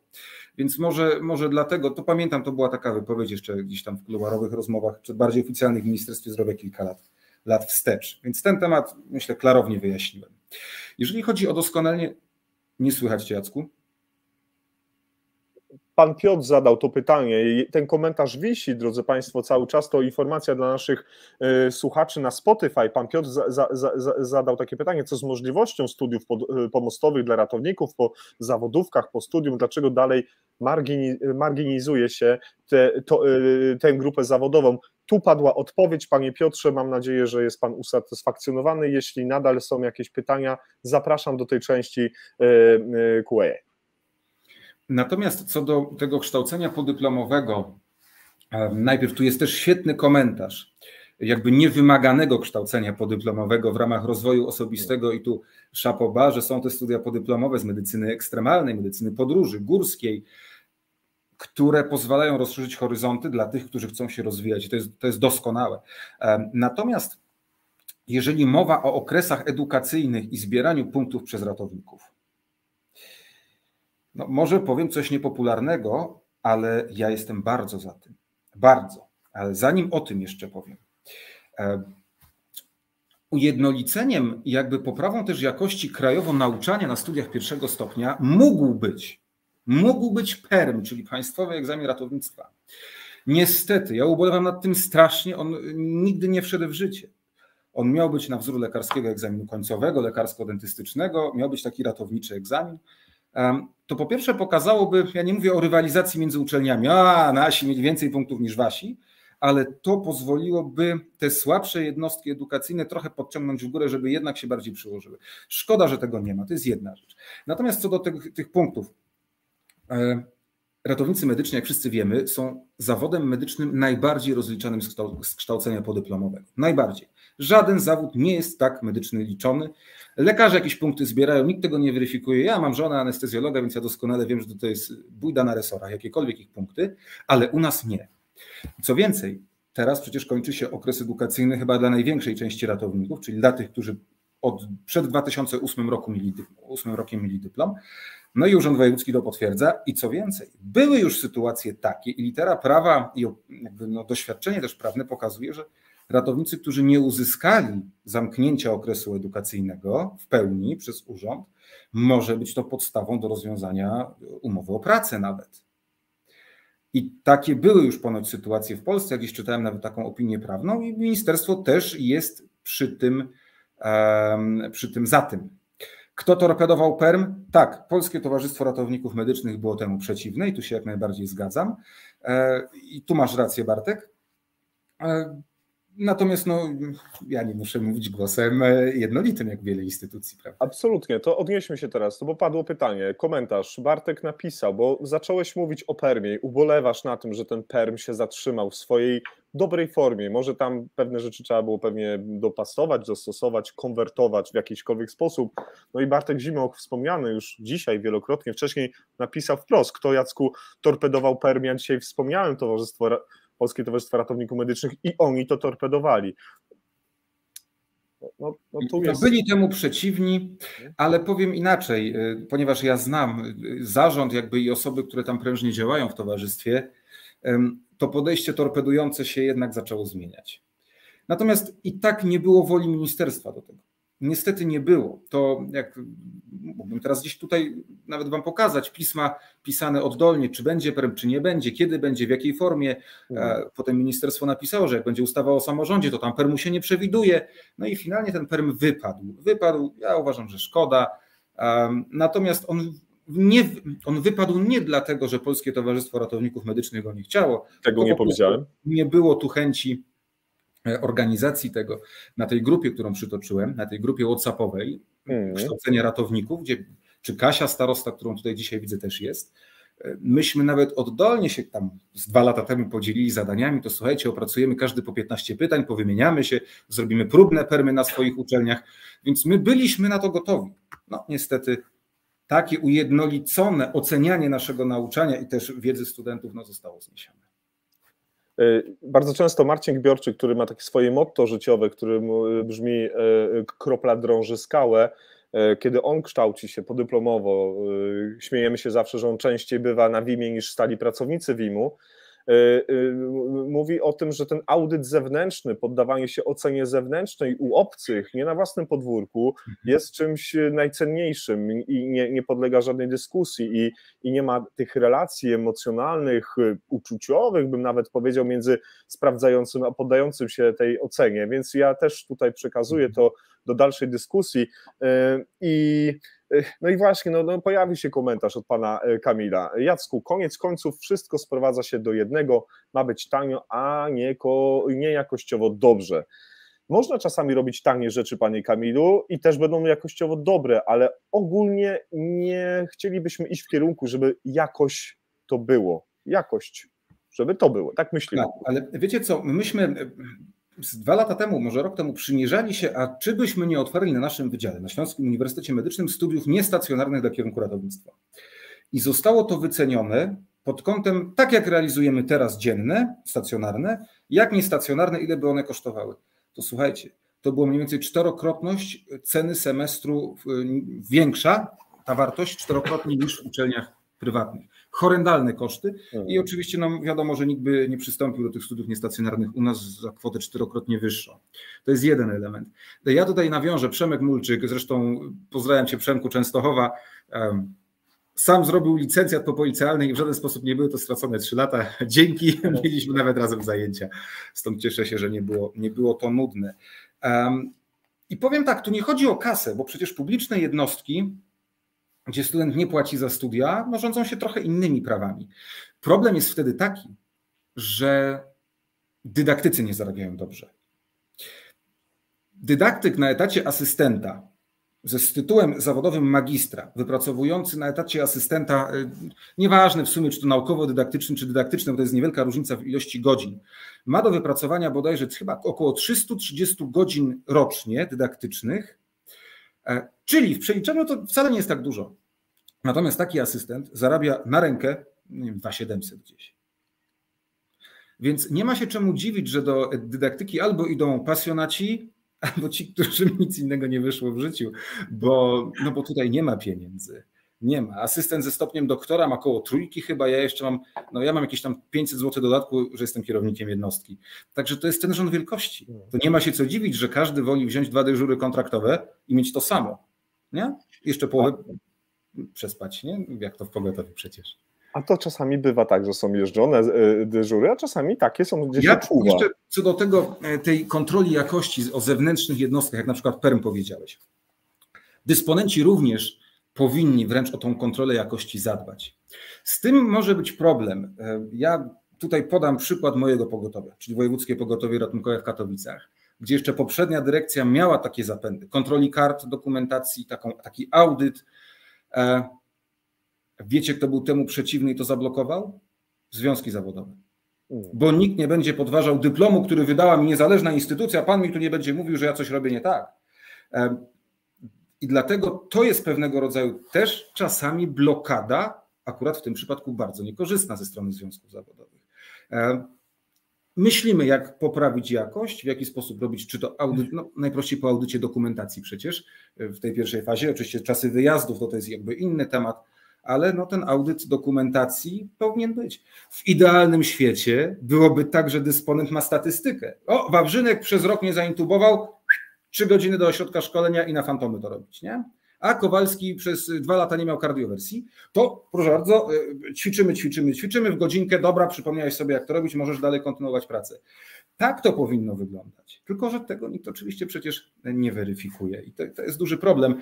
Natomiast to zewnętrzne weryfikowanie naszego stanu wiedzy i te okresy edukacyjne, szkoda, że obejmują tylko nas, bo proszę nie zapomnieć, że w zespołach ratownictwa jeżdżą także pielęgniarki, jeżdżą także lekarze i niejednokrotnie ich wiedza, zarówno jednej grupy i drugiej, ale także ratowników, ja tutaj ich nie bronię, bardzo, ale to bardzo odbiega od aktualnych standardów postępowania, zaleceń aktualnej wiedzy medycznej. Pan Igor Nowak. Dobry wieczór, panie Igorze, witamy w MTLI. Nie wiem, pierwszy raz pana widzę, może już pan gdzieś nam mignął, cieszę się, że... Kolega mój, dlatego wiesz. To dlatego. I to nadal jest ponad 200 osób z nami, to wszystko po znajomości. No niech będzie po takiej znajomości, bo jest szansa, że ponad te 200 osób będzie teraz dyskutowało na ten temat. I pan Igor też włączył się w dyskusję naszą.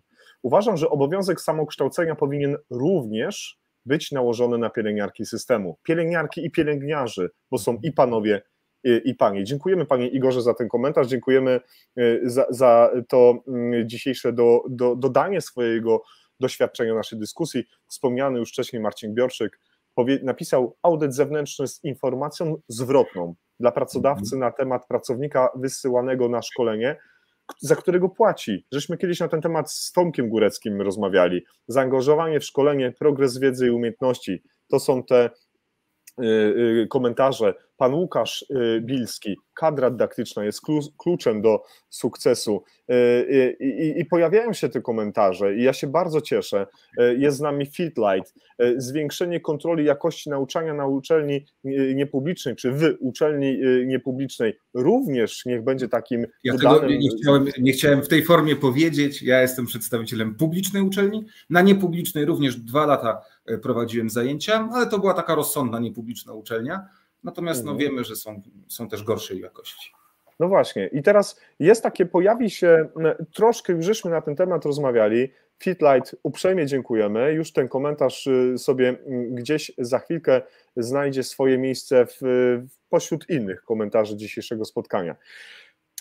Certyfikowanie i recertyfikowanie uprawnień ratowników medycznych jako taki element kształcenia podyplomowego. I teraz pytanie, czy tylko powinien być to wymóg taki stawiany przez pracodawcę, czy też tak samo jak te 200 punktów w okresie 5 lat, książeczka zielona, no nie powinien być takim wymogiem, że rezygnujemy z takiej formy, a przechodzimy na inną, częstszą, krótszą, mniejszą, dawkujmy tą wiedzę, miaryczkujmy ją, kontrolujmy tę jakość wiedzy poprzez certyfikowanie i recertyfikowanie tych uprawnień. Na ten temat już żeśmy też nieraz rozmawiali, i Marcin Gbiorczyk, i Paweł Bednarenko, i Michał Czerwiński, i Krzysiu Kotliński z Paramedic Poland. No co ty na ten temat byś nam powiedział? Wiesz co, jest proste rozwiązanie tego, bo każda właściwie stacja, czy każdy dysponent ma jakąś komórkę związaną ze szkoleniem. Szkoła, ratownictwo, ośrodek szkolenia, zwał jak zwał. Dzisiaj jest z nami Krzysztof Wiśniewski z Bydgoszczy, on się tym zajmuje. Krzysiu, jasne. Cześć Krzysiu, cześć. Krzysiu, oni robią naprawdę akurat rzetelne szkolenia. Wiem, sam byłem dwukrotnie zaproszony na te kursy, tam i prowadziłem wentylację w Bydgoszczy u chłopaków, więc im też zależy na tej jakości, sala była pełna, więc świetnie. Natomiast pomyślmy inną kategorię. Gdyby globalnie całe ratownictwo było lepiej finansowane, co stoi na przeszkodzie, aby ratownik medyczny, który na przykład na etacie ma do wypracowania 14 dyżurów, wyjeździł w ambulansie 13, a 1 dyżur miał miesięcznie kształcenia podyplomowego? Powiem dalej. Co zrobić z tymi pracownikami? Wcześniej pan Igor napisał, czy pan Piotr, nie pamiętam, o tych starszych ratownikach. Dlaczego osoba z 20 dyskopatiami w swoim kręgosłupie nie może pracować pół etatu na ZRM-ie, a drugie pół etatu pracować w Centrum Zarządzania Jakością? Przecież starzejemy się dużo szybciej niż w zawodach innych medycznych, bo jesteśmy narażeni na czynniki zewnętrzne i duże obciążenia fizyczne. Więc ja to dodam od siebie. I to jest... Nie chcę wchodzić już w bardzo niepopularny temat, ale chyba to powiem. Ja jestem orędownikiem prywatyzacji sektora ochrony zdrowia. Osobiście uważam, że nie było dobrym rozwiązaniem upaństwowienie ratownictwa. I zawsze przywołuję przykład sprzed 15-20 lat, jak weszły prywatne podmioty, na przykład Falk, gdzie z zapyziałego WKTS-u nagle się pojawia inny gracz, który ma coś i ta jakość zaczyna wzrastać i my zaczynamy do tego dążyć. W tej formie, w której jesteśmy, no myślę, że jest to troszeczkę utrudnione, bo nie ma konkurencyjności, ale to tak jak nawiążę też do tego, co Bartek, jak Bartek Zimow, w jaki sposób uczelnie rywalizują o studenta czy o kształcenie? No nie rywalizują, no bo jak, no bo po co? Student do najbliższej swojej uczelni pójdzie to ratownictwo studiować, bo co? No ja rozumiem, że medycynę można studiować w Katowicach, w Warszawie czy w Poznaniu, ale też na Harvardzie, no trochę bardziej prestiżowo. No, w ratownictwie nie ma za bardzo dużego wyboru. Natomiast no, gdybyśmy mieli konkurencję w ratownictwie albo też inny system finansowania takiego ratownictwa, że dysponent dostaje więcej kasy, jeżeli jego pracownicy legitymują się kursami takimi. Może to jest też rozwiązanie na stymulację pracowników, na zwiększenie finansowania, natomiast no to jakby to zwiększenie finansowania nie jest naszym dzisiaj tematem. Ja też od razu dopowiem, ja nie jestem fanem sztywno, żeby każdy ratownik miał mieć kurs ALS-u, PALS-u, czy ITLS-u, czy PHT. Ale kierownik zespołu już tak. Nie, dlaczego? Ja nie mam. Zostawiam do przemyślenia. Kierownik, osoba odpowiadająca za wszystko w tym zespole, pozostawiam do przemyślenia. Ja nie mówię, żeby tych kursów nie realizować. Oczywiście należy je robić. Natomiast sami wiecie, że duża część osób, które pasjonują się tym, robią to, co robią, ćwiczą regularnie, czy uczą, czy jeżdżą na zawody, czy biorą udział w różnych symulacjach, ma te umiejętności na bieżąco. I ja zawsze pytam moich przyjaciół, którzy jadą na ITLS, jadą na PHTLS, jadą na jakiś kurs, wracają po 2 dniach. No i kolego mój, nie powiem imionami, bo to się zaraz będzie wiadomo, kto gdzie się szkolił, co nowego na kursie? Nic. Mówię, to co nowego, jakieś nowe knify, triki do pracy? No niewiele w sumie, wiesz, no jest to moim hobby, ale to wszystko wiem. Więc jasne, kursy tak, ale może nie całe kursy, ale właśnie egzaminy jak na tych kursach. Certyfikacja. Moja mama kiedyś, jak wracałem ze szkoły, to pytała, jak w szkole. Ja mówiłem tak samo, jak zwykle. No, jakoś nigdy nie usatysfakcjonowałem swoją odpowiedzią. Super. Bardzo się cieszę, że ta nasza rozmowa idzie bardzo wielowątkowo, ale jest mocno wklejona w dzisiejszy nasz temat przewodnim, jakim jest kształcenie przeddyplomowe i podyplomowe. Pojawiło się mnóstwo komentarzy. Ja liczę, Jacek, na to, że nie kończymy jeszcze, broń Boże, żeby nie było, nie powiało chłodem trochę. No. Dzisiaj jest -12 tutaj. Ale do 10 będziemy dzisiaj. Tak, jeszcze trochę dzisiaj porozmawiamy. Dyskutujcie, drodzy Państwo. To, co było zapowiedziane w opisie wydarzenia, my liczymy na to, żeby właśnie taki Państwa udział w konwersacji, w rozmowie, w dzieleniu się opiniami, doświadczeniami. Czekamy na tych najstarszych naszych ratowników, ratowniczki, pielęgniarzy, pielęgniarki, żebyście też dzielili się tym doświadczeniem. Nie chowajcie tego gdzieś tam w plecaku czy w szafie. Będziemy do tych rzeczy wracać, a pośród tych osób Jacek przygotował niespodzianki. Będą to 3 niespodzianki, które myślę, że możemy teraz pokazać, a tę drugą publikację zrobimy w podsumowaniu. Drodzy Państwo, pośród tych osób najbardziej aktywnych, maszyna losująca wylosuje 3 publikacje, o których teraz pan doktor Jacek Wawrzynek opowie. No, bez przesady, sobie tak nie panujmy. Standardy postępowania w ratownictwie medycznym, część 1 i część 2. Część 1, ona ukazała się 3-4 lata temu mniej więcej, albo nie, no ze 3 lata temu, to jest jej dodruk zaktualizowany.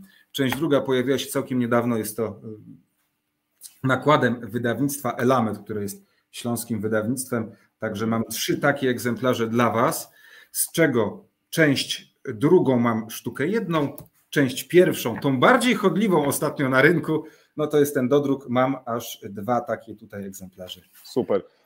I to będzie, drodzy Państwo... z dedykacją, żeby nie były dalej na handel. Tak, nie, na handel nie idzie, chyba że ktoś wylosuje i chciałby dla kogoś, bo już ma, to wtedy zrobimy to w taki sposób techniczny. Pan Przemysław Mulczyk podbija pytanie. Dobrze, panie Przemysławie, będziemy zaraz wracać do wszystkich pytań, będziemy je starać się... Już też chcę na pewno na jedno odpowiedzieć. Tak. Mogę od razu? Mogę od razu. No to Grzegorz Lewandowski. Jacku, a co sądzisz o ratowniku medycznym, który prowadzi zajęcia dydaktyczne z ratownikami z ratownictwa, w tym pola walki, dyżur, ratownik nie praktykuje, nie dyżuruje? No nie jest to dobre. Ja zawsze wyznaję zasadę, że ratownik jest człowiekiem czynu. Ja cały czas pracuję w ZRM-ie w normalnym, godzinowo-etatowym wymiarze czasu pracy i no nie wyobrażam sobie, żeby być tylko teoretykiem. I takie osoby no średnio albo umiarkowanie powinny nauczać, uważam. Jeżeli chodzi o medycynę pola walki, tutaj do tego nawiążę. W ubiegłym roku zespół Centrum Symulacji realizował u nas ten przedmiot, w tym roku wpadło to do mojego zakładu. Na zarówno Marcin Gałkiewicz, Jasiu Piszka czy Damian Król, tak jak zresztą Tomek Lem i Kamil Barglik są oficerami w stopniu porucznika czy podporucznika i to jest też ich pasja, ale cały ten zespół był na szkoleniu, a nie wiem, czy nie w AWL-u, czy gdzieś był na takim stricte kursie chyba tygodniowym z racji medycyny taktycznej. No trudno mieć tu ratownika, który praktykuje medycynę taktyczną, ale oni przynajmniej są z tego wyszkoleni i przez tydzień robią fenomenalne zajęcia. Natomiast dydaktyk musi być praktykiem z prostej przyczyny. Niepraktyk nie będzie wzbudzał zaufania, przez co ta nić porozumienia uczeń-mistrz jest mocno ograniczona. Tak uważam. Dziękujemy za to. Zabezpieczenia dokładnie, odchodzi z systemu dydaktyki, no to jest podobne. Pojawił się Tomasz Sanak. Tomasz, witam, cześć, fajnie. Cześć Tomek. Że wpadłeś do nas, choćby na moment. Znowu się spóźniłeś. No jak to tak? No o 19:00 zaczynamy, a nie o 20:28. panie Tomaszu. Ale nie, dobrze, super, że jesteś z nami. Spoko, Jacku, ja mu się spóźnię, wiesz, on mnie zaprasza na seminarium do siebie, tam do Krakowa. Spóźni mu się z 2 razy, nauczy się. Dobrze, Jacku, patrzę na naszą taką rozpiskę. To nie jest jakiś scenariusz wielki, żadnych przygotowanych pytań nie było, bo jak widzisz, paroma cię zaskoczyłem, aczkolwiek wszystkie były w tej przestrzeni, którą dzisiaj chcielibyśmy rozproszyć. I tak zastanawiam się, do czego jeszcze powinniśmy się w tym momencie odnieść, zanim oczywiście pytania, odpowiedzi, a już na koniec, gdzieś tam dopiero podsumowanie, to już jeszcze na horyzoncie, w tych twoich przemyśleniach związanych z kształceniem przeddyplomowym i podyplomowym z punktu widzenia takiego właśnie dydaktycznego, z punktu widzenia praktycznego, jako osoba, która no chyba bez powodu nie ma tej funkcji kierowniczej, prawda? No bo jeżeli czymś kierujesz, to jakieś chyba pojęcie na ten temat masz. Ja jestem kierownikiem, bo spełniałem wymogi formalne. To jest na tej zasadzie. Nie musiałeś tego mówić. Tego nie musiałeś mówić. Zespół. Ja czasami zarzucam jakiś pomysł w zespole, ale jednak zespół decyduje. U mnie jest najgorszy system, czyli demokracja. No chyba, że krytyczna decyzja, no to okej, no to będzie na mnie. Okay. Ja zanim na twoje pytanie, o które jeszcze cię poproszę, żebyś tak trochę spłucił. Padło pytanie, 2 pytania. Dawid Żurek, czy w WPR jest szansa na wolontariat? Nie ma. To od razu odpowiadam. Natomiast Wiktor Mawik, panie Jacku, stoję przed zmianą swojej drogi zawodowej. Myślałem o RM, dużo słyszałem. Czy warto na RM, czy na pielęgniarstwo? Zależy, co się chce robić w życiu. Bo proszę zwrócić uwagę na to, że pielęgniarek nowo zatrudnianych w ZRM-ach praktycznie nie ma, albo jest ich bardzo niewiele. Ratownictwo jest działką wąską, ekstremalnie ciekawą, na pewno nie nudną, ale też wymagającą trochę predyspozycji fizycznej i kondycji. Pielęgniarstwo jest bardziej stateczne i daje szersze możliwości. Ja jestem ratownikiem, więc ja zapraszam na ratownictwo. I pielęgniarstwa nie skończymy, nie skończę. To tak zawsze też dodaję. Ponawiam pytanie, co należy jeszcze podkreślić w związku z dzisiejszym tematem z punktu widzenia oceny praktyka, ciebie, człowieka, który zajmuje się zarówno medycyną przedszpitalną i wczesnoszpitalną, bo sorowskie sprawy pewnie i intensywnej i terapii w ogóle to już nie są tobie jakoś bardzo nieznane. Co jeszcze należy dodać do naszej dyskusji, co musi wybrzmieć, żeby zarówno padło to na dobry grunt tych studentów czy uczniów w szerokim tego słowa znaczeniu, no ale też tą kadrę, która jest tego odbiorcą. Wiesz, no tu jest kilka takich rzeczy, żebym ja nie zapomniał najważniejszej, którą jeszcze mam w głowie. Dobrze. Dydaktyką się musi chcieć i to bezsprzecznie. I każdy z nas gdzieś pracuje, a tutaj realizuje pewnego rodzaju misję i hobby i tak jest. I wszyscy dydaktycy tak to traktujemy. Nikt mi nie powie, że lekarz specjalista, który uczy, niezależnie czy nawet na kierunku lekarskim, że on pracuje na uczelni dla zarobku finansowego. No nie, bo on w gabinecie w 2 godziny zarobi tyle. Więc to jest zupełnie inny temat. Ta pasja, żeby w nas nigdy nie zgasła. Studenci, wy musicie też troszeczkę dać od siebie. Musicie z nami współpracować, być fair i wtedy naprawdę jesteśmy wszyscy razem w stanie góry przenosić. Standard standardem, on sobie tutaj ewoluuje, jesteśmy w stanie go trochę modyfikować i to robi robotę. Natomiast co jeszcze poprawi? Może jakość. Jak już Państwo wiecie, wszyscy przecież ustawa, która weszła tyle lat temu, ponad 15, ona tam wtedy powiedziała, że minister w drodze rozporządzenia określi standardy postępowania jakieś. Ja osobiście też jestem przeciwnikiem takich standardów na sztywno. Czyli masz pacjenta takiego, zrób to, zrób tamto, zrób to. Taka konkretna, sztywna, zamknięta checklista. Bo to ogranicza myślenie. To wtedy jak najbardziej podniesie się poziom, bo na pewno się podniesie średni, bo ci słabi pójdą do góry, bo będą musieli pewne rzeczy realizować. Ci dobrzy albo ci ambitni nie do końca, no bo będą czuli się ograniczeni w jakimś tam procesie myślowym, więc może nie budujmy krajowo standardu postępowania takiego, że zrób A, B, C, D, E i tak dalej, ale zróbmy jakiś standard, że jeżeli masz, ja tutaj się będę posiłkował czymś, co my jakby, tylko muszę znaleźć tą stronę, którą bym chciał wam pokazać, wprowadziliśmy u nas w pogotowiu.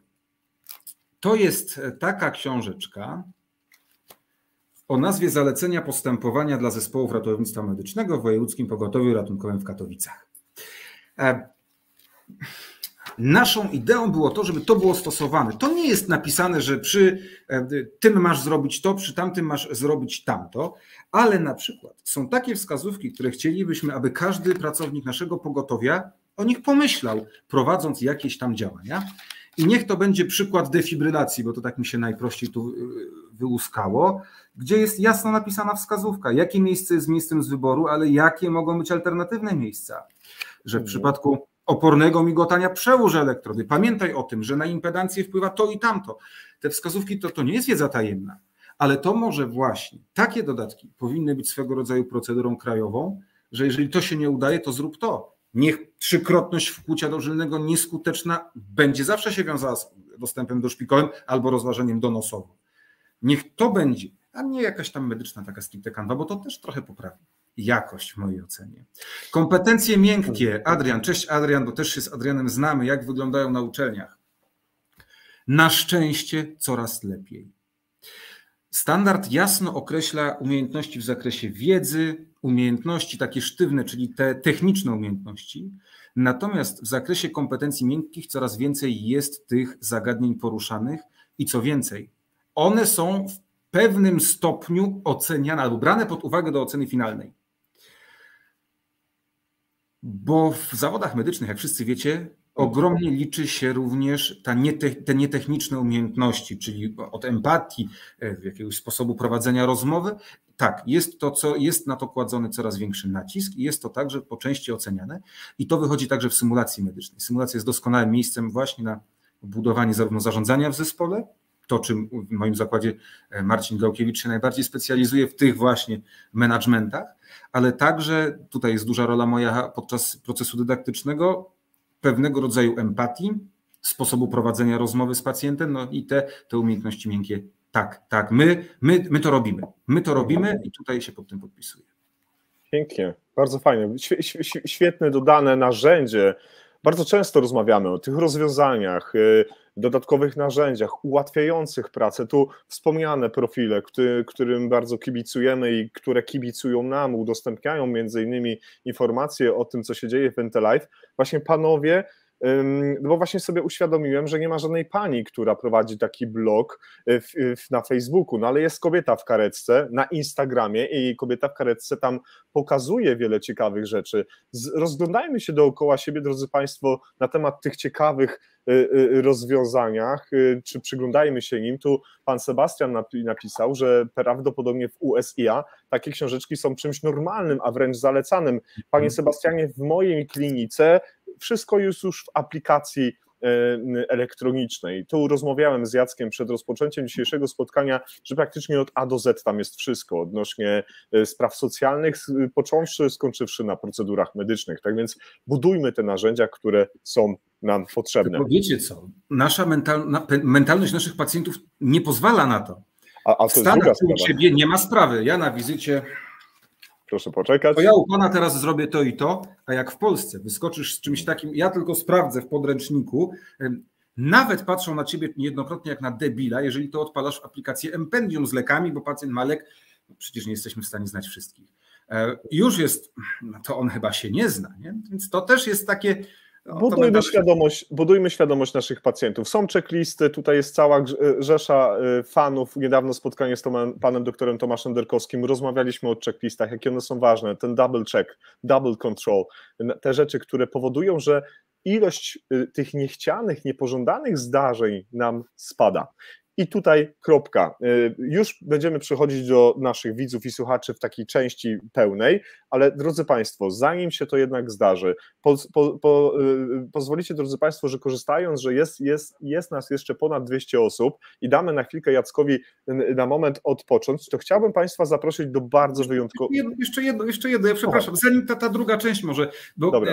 Dla mnie też to jest niezmiernie ważne, a też są takie pytania troszeczkę nawiązujące do tego i już Ci oddaję, ja chętnie skorzystam nawet z toalety.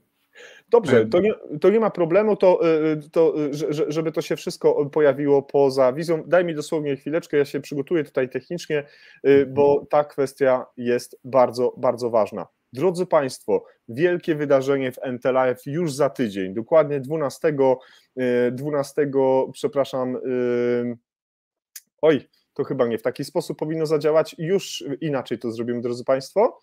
12 stycznia o godzinie 19 będziemy mieć fantastyczną możliwość i okazję przeprowadzić audycję na żywo z Antarktyki, dokładnie z tamtego miejsca, ponad 15 tysięcy kilometrów oddalonego od Polski, miejsca, gdzie jest polska baza antarktyczna, gdzie pracują fantastyczni specjaliści, gdzie pracują fantastyczni fachowcy i między innymi jednym z takich fachowców jest pani Dorota Podgórska, która jest zarówno geologiem, ale też jest przede wszystkim ratownikiem medycznym. I właśnie o ratowniku medycznym w Antarktyce porozmawiamy 12 stycznia o godzinie 19. Pani Dorota jest uczestniczką 48. polskiej ekspedycji na Antarktykę. Tam będziemy, w trakcie tego naszego spotkania będziemy rozmawiać o tej pracy, którą pani Dorota od ponad roku już wykonuje. Wiem, że pani Dorota jest dzisiaj z nami, obserwuje dzisiejsze NT Live. Jeżeli jest taka możliwość, pani Doroto, to proszę się odezwać, proszę też dać nam znak, że pani dzisiaj słuchała, chyba że obowiązki zawodowe panią zatrzymały. I bardzo się cieszę na to spotkanie i w tym momencie bardzo serdecznie dziękuję Adamowi Ubychowi za to, że tutaj skrzyżował nasze możliwości, kontakty i mogliśmy przede wszystkim uzgodnić z panią Dorotą ten wspaniały odcinek NT Live, który już 12 stycznia o godzinie 19 będzie miał miejsce. Zapraszam ciebie, Jacku, do rozmowy z panią Dorotą, będzie naprawdę fajnie. Ja tylko jeszcze dorzucę swoje 3 grosze, bo tam było takie pytanie, czy nie wzorować się trochę na pielęgniarkach w zakresie kursów tych specjalizacyjnych czy specjalizacji. Ja osobiście mam bardzo mieszane uczucia co do specjalizacji ratowników. Ta specjalizacja, która powstała obecnie, czyli chirurgiczna asysta lekarza, jest tematem, który wywodzi się z ośrodka tam, tam, Śląskie Centrum Chorób Serca. Ale niech jest. Ja nie sądzę, żeby to się jakoś bardzo przyjęło. Natomiast budowanie specjalizacji dla ratowników to jest w mojej ocenie takie już trochę potem dzielenie włosa na czworo. Bo z biegiem lat będzie specjalista od zakładania kaniuli na lewej ręce, a ten będzie specjalistą na prawej ręce. My pracujemy już w tak wąskiej dziedzinie, w której musimy być wyszkoleni szeroko, bo przecież pacjent powinien mieć w miarę podobne możliwości uzyskania pomocy. Że Bartek Zimoch wyspecjalizuje się, będzie specjalistą ratownictwa kardiologicznego, ja będę specjalistą ratownictwa, nie wiem, myślę teraz, internistycznego, Krzysiu Kotliński psychiatrycznego. Co z tego?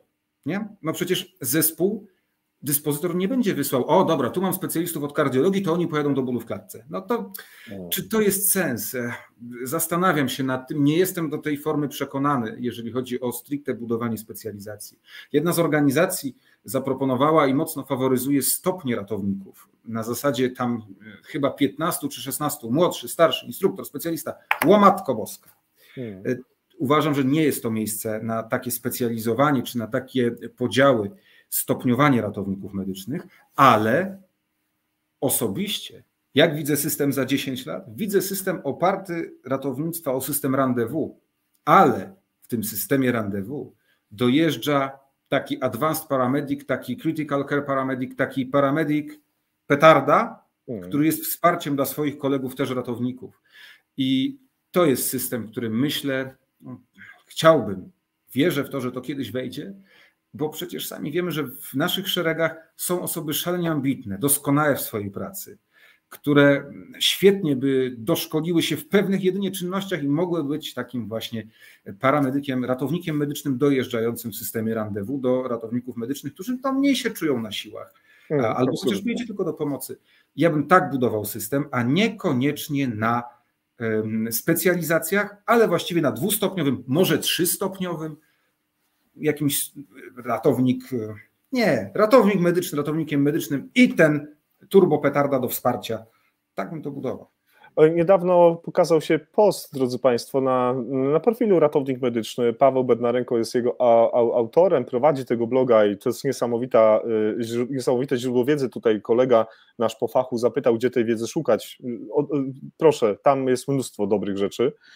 Pisał właśnie o CCP, czyli o Critical Care Paramedic, jak oni są przygotowani, co to są za osoby, jak przebiegała ich ścieżka zawodowa i jak wygląda przede wszystkim ich proces certyfikacji i recertyfikacji, bo oni muszą posiadać naprawdę bardzo mocno rozwinięte umiejętności, które są poddawane sprawdzeniu. No nie mogą wypadać z użycia, trzeba je non-stop właśnie używać, wykorzystywać, żeby jakość była ich jak najlepsza. Pojawiają się pytania, ja do nich będę wracał troszeczkę też z tego pakietu, który tutaj się wyświetlił. Pan Wiktor Mawik zadał pytanie, jak wygląda realizacja czasu praktyk w przypadku studiów zaocznych. Tu Jacek powiedział, że no nie ma doświadczenia aż takiego dużego z uczelniami. Chyba muszą być takie same praktyki. Dobrze, to proszę o komentarz. Wydaje mi się, że muszą być takie same.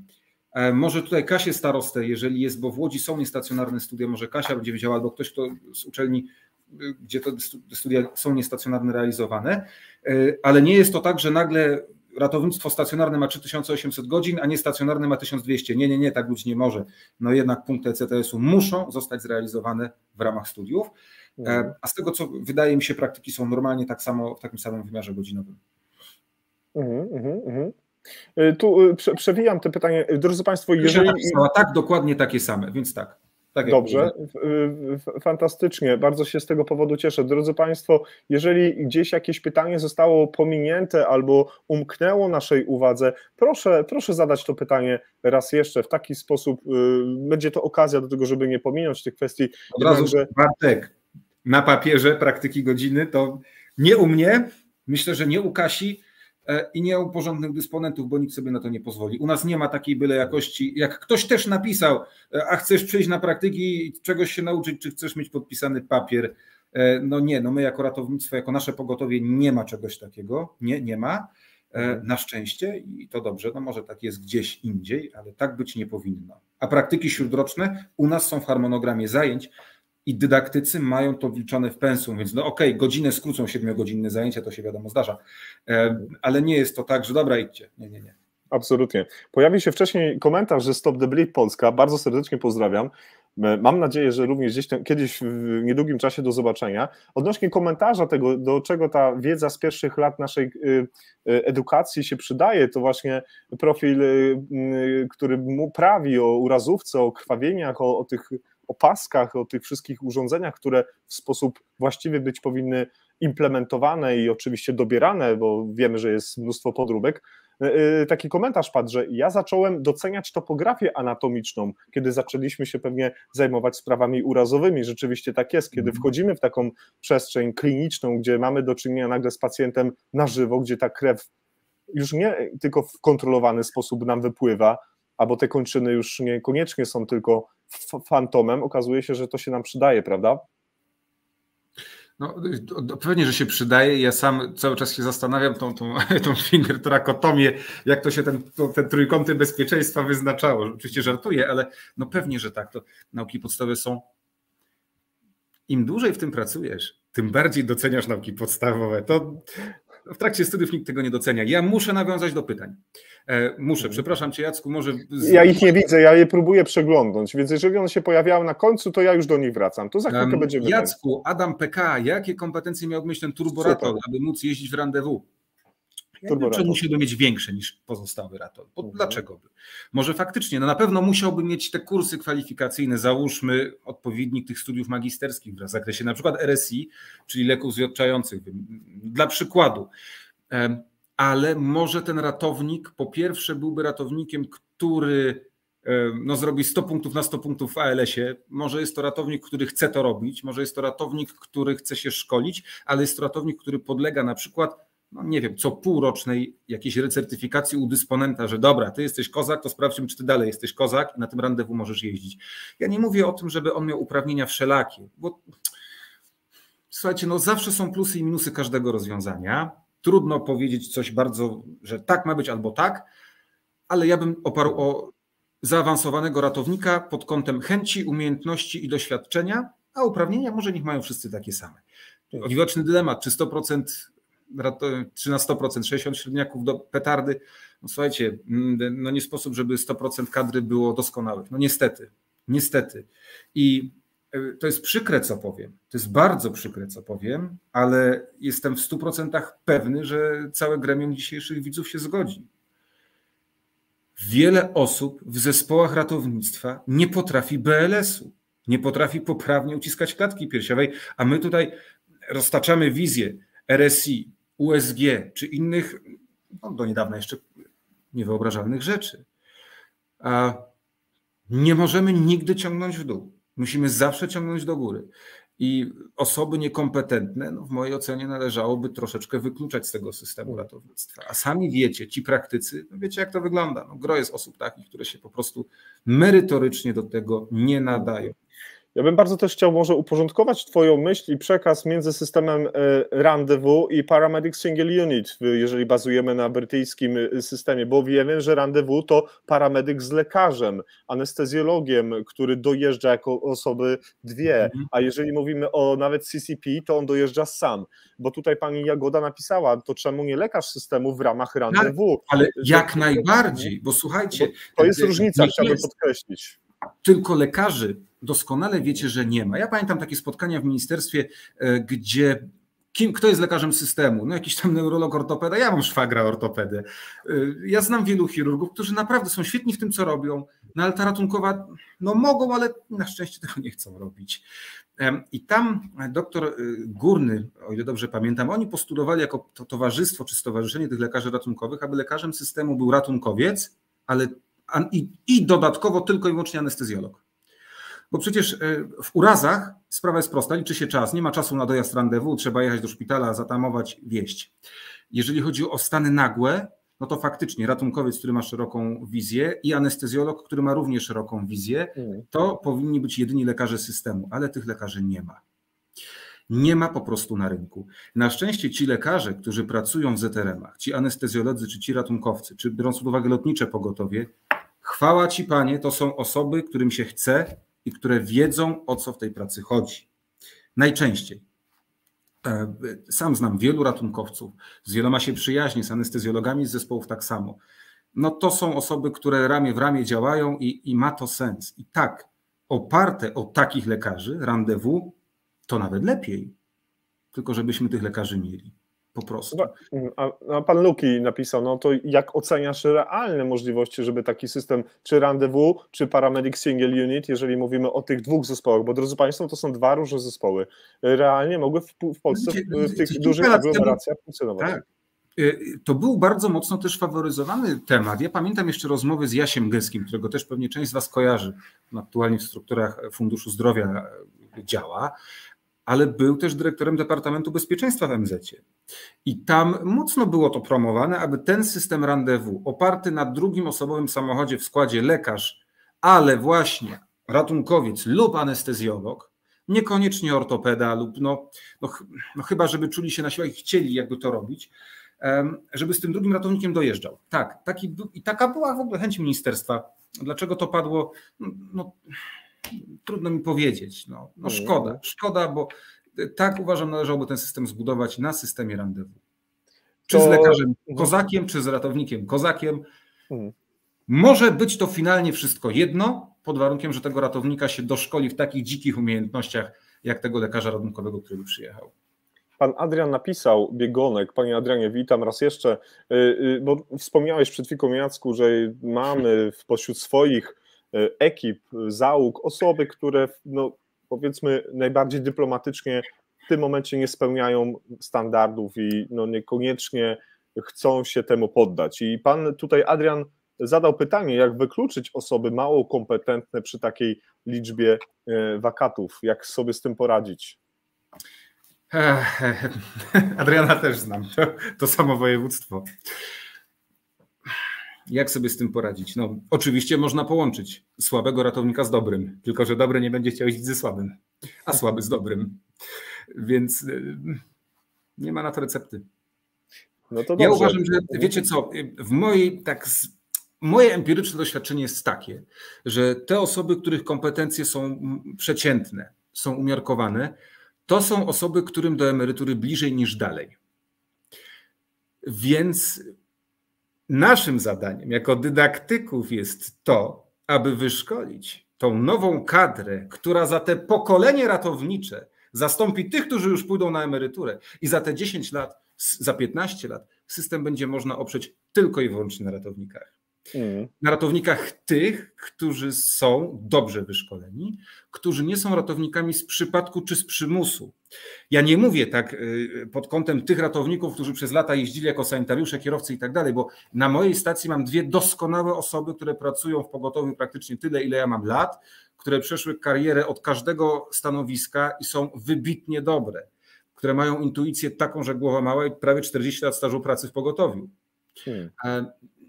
Są to osoby, które zdobyły to wykształcenie i naprawdę jeździ się z nimi świetnie, ale jest też dużo osób takich, które no zrobiły, bo zrobiły i tyle. To już są indywidualne zmienne, na które nie mamy za bardzo wpływu.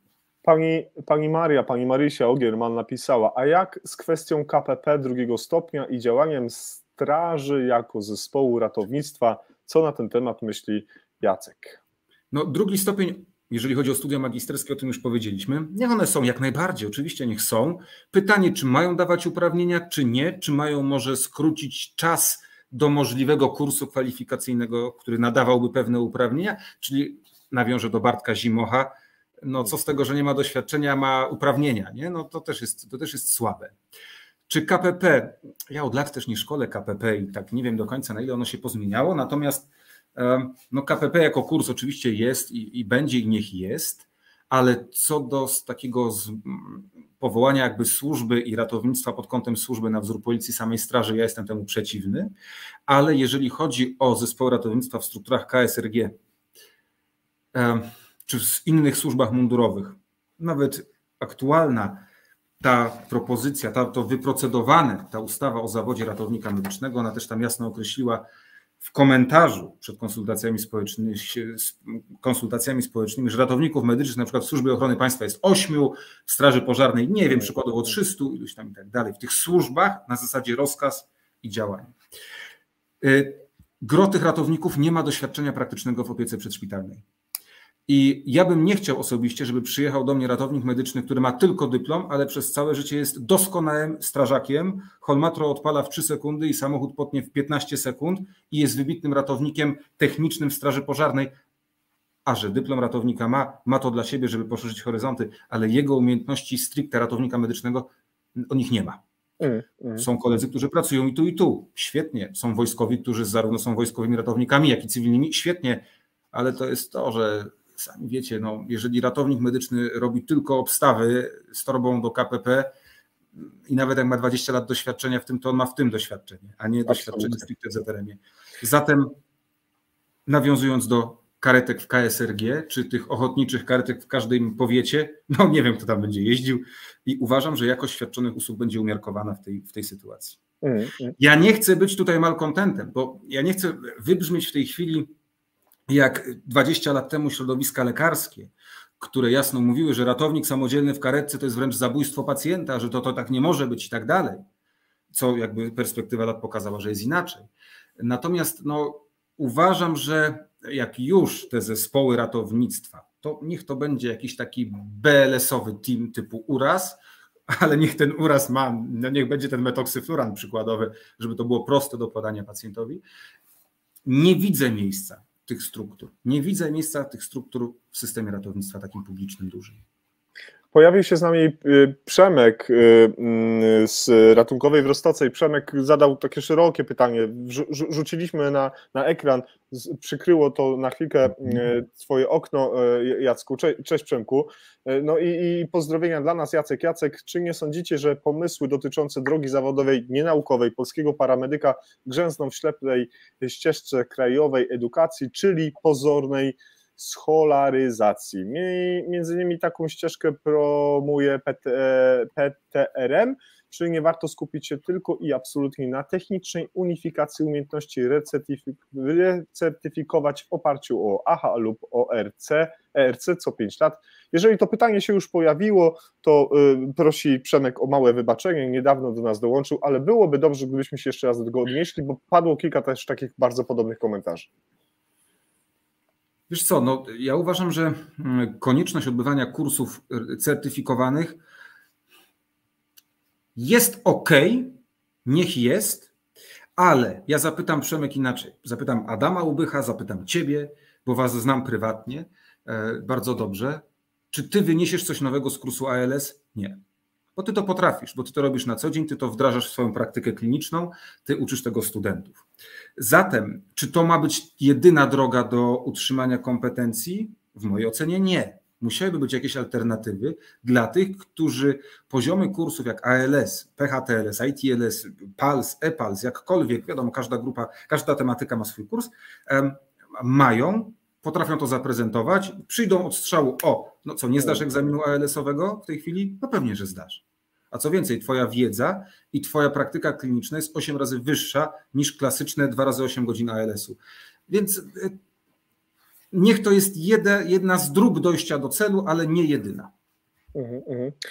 Pojawiło się pytanie od pana Pawła, pan Paweł Pyza, dobry wieczór. A dlaczego specjalizacji z ratownictwa nie wykorzystać w przyszłości w jednostkach stacjonarnych, szpitalach, przychodniach specjalistycznych, etc.? Panie Pawle, dziękuję za pańskie pytanie. Wiecie co, no, po co został powołany zawód ratownika? Po to, żeby on docelowo działał w ZRM-ie, w SOR-ze, w LPR-ze, w strukturach ratunkowych. Ja wiem, że druga strona tego jest taka, żeby ratownik był jakimś tam, nie wiem, asystenckim zespołem w POZ-cie, żeby ratownik robił inne rzeczy, zastępował pielęgniarkę w oddziale. Ale wydaje mi się, że filozofia zawodu ratownika medycznego to nie tędy droga. To ma być ratownik czynu w zespole, w SOR-ze, w strukturach organizacyjnych typu WOPR, GOPR, TOPR. Tak ja to widzę. Stąd dlatego ja nie jestem takim fanem takiego przechodzenia tych ratowników nawet na tą chirurgiczną asystę lekarza, na tą specjalizację, która już zaczęła być konstytuowana. Czy możliwości pracy, no okej, ale no myślę, że nie tym kosztem, że tracimy w istocie naszego zawodu, jakim jest ratownik medyczny. No bo ratownik medyczny na oddziale urazowo-ortopedycznym nie spełnia swojego zamysłu zawodowego. Pan Kamil Litwin napisał już pytanie, które miało jakby trochę swoje brzmienie albo wybrzmiało nieco wcześniej w trakcie naszego dzisiejszego spotkania, ale oczywiście, panie Kamilu, przestrzeń jest dla naszych widzów i słuchaczy. A co w takim razie ze stwierdzeniem zgonu? Niektórzy oczekują, żeby to była możliwość dopiero po ukończeniu studiów 2. stopnia. No wiecie co, z tym stwierdzeniem zgonów to jest w mojej ocenie temat taki. Tak jak już powiedziałem na samym początku, stwierdzenie zgonu jest czynnością administracyjną. I czy ratownik medyczny ma mieć możliwość uzupełnienia karty statystycznej zgonu, czyli wypisania karty zgonu, bo akt zgonu to znowu jest Urząd Stanu Cywilnego. Takiej karty zgonów, takiej jak ona figuruje teraz, określając przyczynę zgonu, no nie wiem. Tutaj byłbym może taki ostrożny. Natomiast pewnie wasza praktyka też pokazuje, i moja praktyka z Sylwestra, zgon w miejscu publicznym, w sklepie starszego mężczyzny z przyczyn naturalnych, mieszkaniec zupełnie innego powiatu.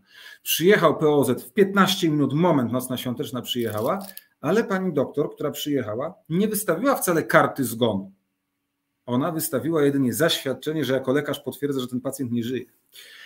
I z tym zaświadczeniem, taką kartką informacyjną, generalnie nic nie wartą w świetle tam chyba rozporządzenia o dokumentacji, zakład pogrzebowy zabiera ciało, przygotowuje do pochówku, można tam cmentarze załatwiać, ale kartę statystyczną zgonu miał wypisać lekarz rodzinny. I myślę, że to uprawnienie byłoby dobre dla ratowników, czyli takie, że na podstawie mojej dokumentacji zakład pogrzebowy zabiera takie ciało osoby, czy to po urazie, po wypadku, po resuscytacji, nieważne. Natomiast statystyczną kartę zgonu powinien wystawić lekarz rodzinny. W tej chwili, no wiadomo, wygląda to inaczej. Ten POZ musi przyjechać, żeby to potwierdzić, a potem się wystawia kartę statystyczną. To uprawnienie powinni ratownicy mieć, ale druga strona medalu jest tak inaczej, pod warunkiem, że nie będą tej karty statystycznej wypisywać. Bo druga strona jest taka, jeżeli my będziemy mieli w obowiązkach uzupełnienie karty statystycznej i określenie przyczyny zgonu, to pogotowie ratunkowe to już nie będzie zespół ratownictwa, tylko to będzie pogotowie ratunkowe na wzór sprzed 15 lat, gdzie się jeździło do stwierdzania zgonów. Część z Was może tego nie pamięta, część doskonale pamięta, że zespoły jeździły do stwierdzania zgonów. Tego nie chcemy, bo nie po to jest ratownictwo w tym kraju, więc pacjent nie żyje, nie żyje przy mnie, mogę dać kartkę, na której podstawie cała dalsza droga będzie, czyli zabranie ciała, przygotowanie do pochówku, ale niekoniecznie, ale i tak musi być tu zaangażowany w mojej ocenie ten lekarz rodzinny, żeby to nie spadło w pełni na nas. Taka jest moja opinia. Pojawiło się pytanie od Pawła. Paweł Bednarенко, wspomniany wielokrotnie i dzisiaj, i w poprzednich odcinkach NT Life'a. Przypomnę, dzisiaj, drodzy Państwo, 81. odcinek naszych rozmów, tym razem o medycynie przedszpitalnej. Paweł zadał pytanie. Ja zadam jeszcze tylko takie jedno. Jacku, czy uważasz, że na studiach przyszły ratownik medyczny ma zbyt mało godzin praktyk zawodowych ZRM, czy taka ilość jest wystarczająca do przygotowania studenta do pracy w zespołach ratownictwa medycznego? Uważam, że jest wystarczająca w zupełności. Całe studia mają 3680 chyba godzin. W tej chwili tego nie widzę, a tutaj Wam powiem. Chyba 3600 jest jakiś tak, mniej więcej tak wymogę, 3375. W tym 3300, w tym jest 960 godzin praktyk zawodowych, czyli prawie 30% to jest szkolenie praktyczne i myślę, że jest to wystarczające, a jeżeli jest realizowana praktyka w sposób odpowiedni, jakościowo, albo nawet 1:1, uczeń-mistrz, to połowa godzin wystarczy. Dlaczego by nie? Natomiast 960 w mojej ocenie jest to w zupełności wystarczające i jest tych praktyk dużo. Pytanie tylko, jak jakościowo one są realizowane. I znowu wracamy do tych wątków, które były poruszane w trakcie naszego dzisiejszego spotkania. Bardzo wiele mamy wspólnych mianowników, ale myślę, że jestem przekonany, że do każdej naszej audycji jednym z najważniejszych to jest jakość, a nie jakość. Tak, jestem przekonany. Pozwolicie, drodzy Państwo, że ja za chwilkę wkleję ten odcinek z Lukasem Felczerem, gdzie o jakości dużo żeśmy rozmawiali i do jakich wniosków żeśmy tam doszli już wtedy, a co dopiero teraz, to będzie już kolejna rzecz. Pan Tomasz Kopyłowski. Panie Tomaszu, witam bardzo serdecznie. Zadał pytanie, czy zespoły dwuosobowe to dobre rozwiązanie dla systemu zespołów ratownictwa medycznego i gdzie osoby po szkole mają nabrać takiego doświadczenia, które jest potrzebne? Dziękujemy za Pańskie pytanie, Panie Tomaszu. Pierwsza rzecz, czy zespoły to dobre rozwiązanie? I tak, i nie. Ale trudno jest obrać złoty środek, uważam. Dwuosobowe zespoły, jak sami wiecie, do nadciśnienia czy do przynajmniej połowy wizyt, to jedna osoba wystarczy. Jak coś się dzieje, no to 2 osoby może być mało. Bardzo dobrej jakości ALS da się zrobić w 2 osoby i nikt mi nie powie, że się nie da, ale to po prostu musi być zespół, który ma pojęcie o tym, co chce zrobić. 3-osobowe zespoły byłyby świetne. Ja praktycznie cały czas jeżdżę w 3-osobowym zespole, czyli 2 ratowników plus student jako, mówmy się, prawie pełnoprawny członek zespołu, ale jednak jesteśmy we trójkę i najczęściej tak też pracuję. Jest to duży komfort pracy, zespoły powinny być 3-osobowe, chociażby ze względu na tą jakość, ale 3 osoby medyczne. To nie, że pan kierowca KPP i 2 ratowników, tylko raczej 3 osoby medyczne, ale drugim aspektem tego, że zespoły powinny być 3-osobowe, jest BHP i jeżeli chodzi o tam podnoszenie ciężarów i dźwiganie. Tu bezwzględnie, no to w 2-osobowym zespole praktycznie każde noszenie pacjenta przekracza normy BHP. I to jest niekorzystne i tak być nie powinno, stąd 3-osobowe zespoły. A gdzie mają młode osoby nabierać doświadczenie? No właśnie, w 2-osobowych zespołach jest to problem, w zespołach specjalistycznych rzadko jest to miejsce do nabierania doświadczenia. Na szczęście było do niedawna, jeszcze chwilę to funkcjonuje, że zespoły S, jeżeli nie mają lekarza, mają być zespołami 3-osobowymi, 3 ratowników medycznych, no więc świetnie, więc wtedy jak najbardziej ten ratownik medyczny niedoświadczony będzie na takiej SC jako trzeci jeździł w rozbudowanym P i to jest doskonałe miejsce, ale tych zespołów jest mało. Mało, bardzo mało, więc mało jest tych miejsc, gdzie ratownik może nabrać doświadczenie, chyba że będzie kierowcą. No ale też nie każdy ma predyspozycję do tego, nie każdy chce jeździć, nie każdy czuje się na siłach, nie każdy w ogóle ma prawo jazdy, więc tutaj, gdzie mają nabrać doświadczenia w ZRM-ie, to jest trudny temat. W mojej ocenie ZRM-y powinny być 3-osobowe. Dziękuję bardzo za odpowiedź na to pytanie. Oczywiście autorowi również kłaniamy się nisko. za to, że je do nas przesłał. Bardzo się cieszę tych komentarzy, tych pytań, tych sugestii, tych rozmów wielowątkowych. Tutaj widzę Tomek Sanak i Bartek i właśnie Paweł. Jest z nami Lukas Felczer. Marcin, Lukas Felczer dobre pytanie wrzucił. Tak, ja przed chwilą właśnie wkleiłem odcinek z nami. Ja się bardzo na nie cieszyłem i cieszę się, że możemy teraz do niego wrócić. Przeczytam to pytanie od Ciebie. Czynności chirurgiczne są coraz bardziej cenione i eksponowane w medycynie przedszpitalnej. Ta finger terakostomii, kriko, przetaczanie produktów krwiozastępczych i tak dalej. Czy specjalizacja z asysty chirurgicznej będzie uwzględniała te czynności? Czy magister lub kursy kwalifikacyjne też będą zawierały te kompetencje? Dziękuję za Twoje pytanie. Zadam pytanie, odpowiem od tyłu. Co do studiów magisterskich, nie jest jeszcze w żaden sposób usankcjonowany w ogóle pomysł na sposób prowadzenia tych studiów, więc nie wiadomo. Kursy kwalifikacyjne nie wiadomo. Myślę, że będzie opór materii i przez najbliższe kilka lat nie będzie to możliwe. No, zresztą wiecie, jak trudno przeforsować pewne rzeczy. Od ilu lat upraszamy się o kwas traneksamowy, o rozszerzenie uprawnień, chociażby, nie wiem, o propofol-letomidat czy inne rzeczy, czy ketaminę. Natomiast myślę, że może tak, może nie, trudno powiedzieć co do studiów. Natomiast jeżeli chodzi o specjalizację, powiem Wam, że nie pamiętam. Ta specjalizacja trwa 2 lata. Ten program specjalizacji jest ogólnodostępny. Trzeba byłoby w nim przeczytać, jakie tam są efekty i co ten absolwent tej specjalizacji powinien potrafić.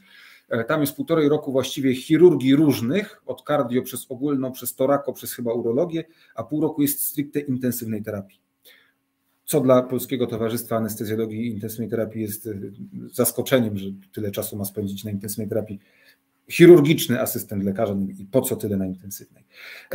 Myślę, że najbliżej do specjalizacji faktycznie, może tam gdzieś to będzie, ale przyznaję się bez bicia, nie znam tak dokładnie tego programu specjalizacji.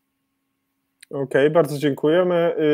Marcin, pozdrawiamy Cię bardzo, bardzo ciepło, serdecznie. Wszystkiego najlepszego w nowym roku dla Ciebie, dla wszystkich, którzy dotarli do nas nieco później niż o godzinie 19:00, bo od tej właśnie godziny Państwa i moim gościem jest Jacek Wawrzynek w NT Live. Rozmawiamy sobie o kształceniu przeddyplomowym i podyplomowym w zawodzie ratownika medycznego właśnie. No dobrze, napisałem przed chwilą, drodzy Państwo, w naszych komentarzach, że czekamy na jeszcze jakieś pytania, które mogłyby się pojawić. Zachęcamy Państwa do tego, żebyście zaglądali do naszych mediów społecznościowych, YouTube, Facebook i Spotify, tam odcinki, które nagrywaliśmy wcześniej. Będę też Państwu wdzięczny za to, jeżeli wejdziecie na nasz profil facebookowy Nurdistriget, tam są opinie, recenzje. Napiszcie coś od siebie, jak się Wam podobają te odcinki, może napiszecie, kogo rekomendujecie w przyszłych odcinkach, może to będzie takie Wasze, drodzy Państwo, życzenie na przyszłość, a my się postaramy może kogoś wyczarować tutaj dla Państwa i bardzo się cieszę, że takie możliwości też są. Proszę Cię bardzo, Jacku. Tutaj też o tych błędach, o tych sygnalistach, no niestety my dopiero uczymy się tej kultury nauczania się na swoich błędach. I tutaj... Ja zadam to pytanie dla słuchaczy Spotify. Pani Kasia, Stanisław z tymi błędami to chyba nie chodziło o możliwości zgłaszania, tylko o nie karanie za błąd, a uczenie się na błędzie, jak w systemach lotniczych, bo tu była ta dyskusja, ta rozmowa w tych komentarzach i proszę Cię odnieść się. Przepraszam, Ci przerwałem tak brutalnie, ale słuchają nas też słuchacze na Spotify. Jasne, bo dlatego o tym mówię, że w tej chwili my się boimy przyznać do błędu, bo błąd jest napiętnowany. Błąd jest wyszydzany w naszym środowisku. Błąd nie jest mentalnie akceptowalny w naszej grupie zawodowej jeszcze, aczkolwiek to się zmienia. To się na szczęście zmienia. Ja sam mówię o swoich błędach, które jestem w stanie wychwycić i je popełniam. I dla przykładu nawet ostatnio z Marcinem Gałkiewiczem też przegadaliśmy temat pacjenta, u którego no ewidentnie chory spełniał kryteria skali Kussowa, ja raczej poszedłem w temat neurologiczny, on trafił do szpitala, może neuroinfekcja, jakaś infekcja, on był stricte septyczny, co patrząc szerzej na pacjenta można by było wywnioskować. On i tak trafił do dobrego ośrodka i finalnie tam ta pomoc została udzielona dalej fachowo. Ale mówmy głośno o tych błędach, uczmy się na błędach innych, to jest jeden z przykładów. Drugi przykład, gdzie należy mówić o naszych błędach i to jest rzecz, którą ja za chwilę albo z naszym pogotowiem, albo z innym partnerem taką kampanię będę chciał uruchomić związaną z bezpieczeństwem naszej pracy, pasy bezpieczeństwa. Przecież pewnie część z Was wie, bo to też było dosyć głośne, mieliśmy przed samymi świętami wypadek, kobieta nam zajechała, rozbiliśmy ambulans, ale finalnie do czego dążę? Zapytajcie sami siebie, jak wielu z Was zapina szelki, które są na noszach, te od góry u pacjenta, który leży. Ja nauczyłem się na błędach moich kolegów z miasta obok, którzy mieli wypadek, gdzie pacjent wysunął się, nie mając tych szelek, uderzył głową i wtórnie te obrażenia głowy doprowadziły do jego śmierci. I to jest najbardziej dobitny przykład, że jak to było rok temu, to ja od pół roku mam fiksację, na błędach innych nauczyłem się zapinać szelki, co nie dalej jak miesiąc temu uratowało mojego pacjenta, bo on z noszy się nie wysunął. Mówmy głośno o tych błędach, o tych niedopatrzeniach, bo to jest doskonały system wyłapywania i uczenia się na błędach innych, żebym ja tych błędów nie popełnił. To ja zadam tylko jedno pytanie. Czy pamiętacie Państwo o pasach bezpieczeństwa, kiedy podróżujecie ambulansami? Czy używacie pasów bezpieczeństwa zarówno w szoferce i w przedziale medycznym? To chciałbym o to zapytać i zaapelować. Róbmy to, bo jak się dzieje wypadek, to jesteśmy dokładnie tak samo mocno rozrzucani po tym pojeździe, jak każdy inny wolny przedmiot, który nie jest zabezpieczony. Tadeusz jest dzisiaj z nami. Tadeusz Miłowski, świetny gość. Miałem okazję poznać na 9. konferencji w Zakopanem PTPR-u. Tadek, fajnie, że dzisiaj z nami jesteś. Cieszę się, że poświęciłeś trochę czasu na obecność z NT Live, no i z zaproszonym gościem. Tadeusz zadał pytanie, co sądzisz o kształceniu podyplomowym ratownictwa medycznego, czy ratowników medycznych ratowników medycznych w uczelnianych centrach symulacji. Już niedługo kończą się tak zwane trwałości projektów i będzie to możliwe, bo uwolnimy możliwości kształcenia szerzej niż projekt obejmował. Tadeusz, dodałem tylko to, jak to wygląda proceduralnie. Dokładnie tak, ponieważ centra symulacji są zazwyczaj inicjatywami unijnymi i mają okresy karencji. Nasze miały 5 lat. Centrum Symulacji Medycznej w Katowicach, którym przewodzi Adam Ubych, wspomniany już dzisiaj wielokrotnie, jest już po tym okresie karencji. Centrum Symulacji Zabrzańskie, Tom Kalema, w którym mój zakład ma siedzibę, jeszcze chyba tą karencję ma. Natomiast tam też to nie jest jakoś tak strasznie proste w tych umowach, ale faktycznie jest to pierwszy krok do tego, aby centra symulacji mogły komercyjne kursy prowadzić i zewnętrzne szkolenia realizować i nawet na tym zarabiać, bo weźcie Państwo pod uwagę na przykład nasze 2 potężne centra symulacji medycznej. Tym, którym jest 5-piętrowe, gdzie 2 piętra to są unity stomatologiczne dla dentystów. Na 5. piętrze jest karetka. 2 pierwsze piętra to są sale symulacyjne wysokiej wierności dla studentów i lekarskiego, i lekarsko-dentystycznego, i dla ratownictwa. W Katowicach Adam ponownym wyposażeniem dysponuje. Przecież te symulatory i to całe wyposażenie jest warte kilka ładnych milionów. Tak, jestem za tym, żeby zespoły mogły z tego korzystać. Tylko pytanie jak, bo nawet jeżeli uczelnia medyczna nawiąże porozumienie na przykład z pogotowiem na danym terenie, no to kto będzie miał realizować te zajęcia? No co dydaktycy za uścisk dłoni dyrektora, czy trenerzy technicy symulacji w ramach swojego etatu za nie wiadomo co mają uczyć albo nie uczyć, albo są tylko trenerami symulacji? No to też różnie bywa. Akurat w Zabrzu to są praktycznie wszyscy są ratownikami medycznymi z trenerów symulacji. Więc kto by miał to prowadzić? Z drugiej strony jest możliwość komercjalizacji, czyli wynajęcia centrum symulacji. I to może być droga dla pewnych firm, które by się chciały podjąć szkolenia metodą symulacji medycznej, czy symulacji wysokiej wierności na tym naprawdę sprzęcie, tylko to też muszą być ludzie z głową. I tak, zaczynają być takie możliwości i ja jestem za tym, ale kto przyjdzie na te symulacje? Dokładnie ci sami, którzy jeżdżą na konferencje, dokładnie ci sami, którzy jeżdżą na zawody, którzy biorą udział na różnego rodzaju zjazdach, ćwiczeniach, manewrach. Beton, jaki był, taki zostanie. Kruszmy beton, kropla drąży skałę wspomnianą wcześniej. Bartek Zimoch raz jeszcze. Jacku, jak myślisz, czy Rada Ratowników podała dbaniu może o dalszy rozwój naszego zawodu. Tak, a może tak, bardzo bym prosił o... Wiesz co, tu jest kwestia, no wszyscy znamy Radę Ratowników i znamy tą ekipę i sama Polska Rada Ratowników Medycznych była związkiem stowarzyszeń, czyli stowarzyszenia twojego, stowarzyszenia Jasia Geska, Związku Zawodowego Dymona i wielu, wielu innych osób, właściwie z całej Polski. pomysł na radę, no skąd był? Rada została utworzona te 10 ponad lat temu i jej celem było bycie głosem jednolitym środowiska do czasu powołania samorządu. Co właśnie nastąpiło?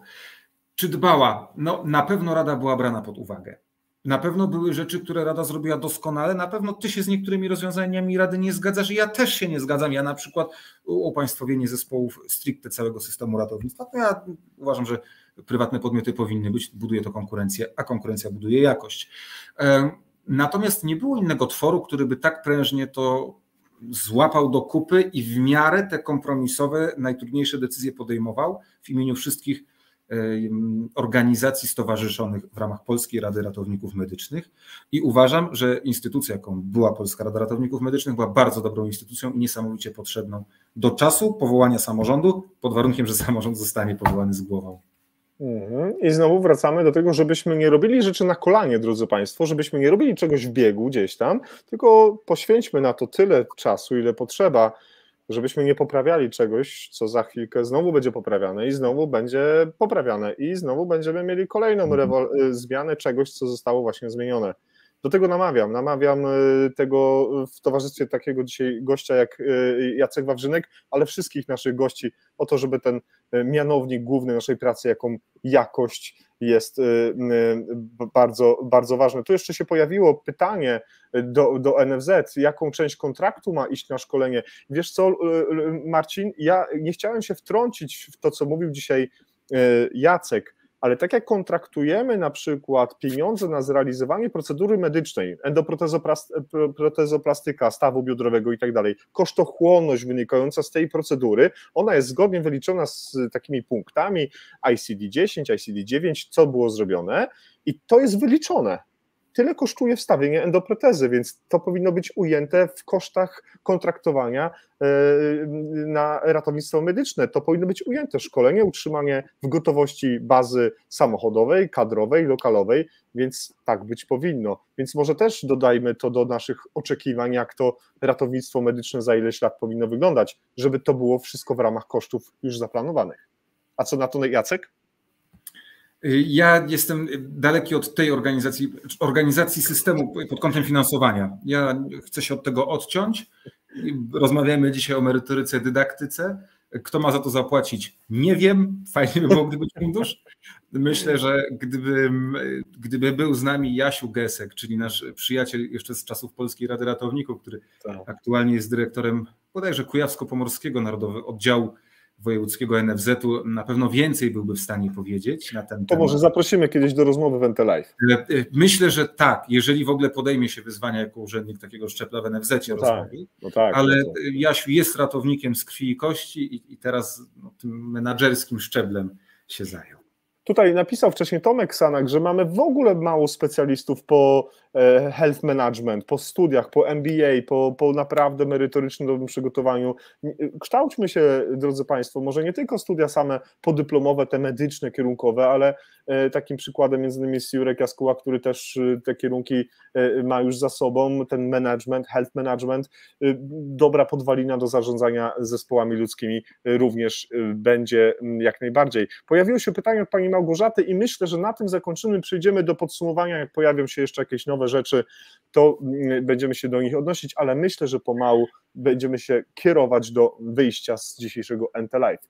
Pani Małgorzata Bulejak napisała: Jacku, młody beton obecnie tężeje. Beton z uczelni, gdzie centrum symulacji pokazywane jest jedynie przez szybę, gdzie przez 3 lata studiów wpuszczani są jedynie, żeby zobaczyć, że uczelnia coś takiego ma. A co ma powiedzieć pokolenie covidowe studentów ratownictwa, gdzie nie byli wpuszczani na praktyki? I to pytanie od pani Małgorzaty, za co bardzo dziękuję. No bardzo przykre jest to, co napisałaś, bo jeżeli ratownicy nie mieli za bardzo dostępu, czy w ogóle studenci kierunków. Ja pomijam COVID i faktycznie trudności w organizacji zajęć, chociaż myśmy część zajęć robili kontaktowych w najgłębszym COVID-zie, za zgodą rektora pewne mogliśmy zajęcia realizować. Praktyki oczywiście gorzej, to był problem, ale no jeżeli uczelnia pokazuje CSM, że ma, a nic z tym nie robi, no szkoda, to nie tak powinno wyglądać i I powinniśmy napiętnować takie zachowania, gdzie CSM ma wolne sale i nie są one wykorzystywane.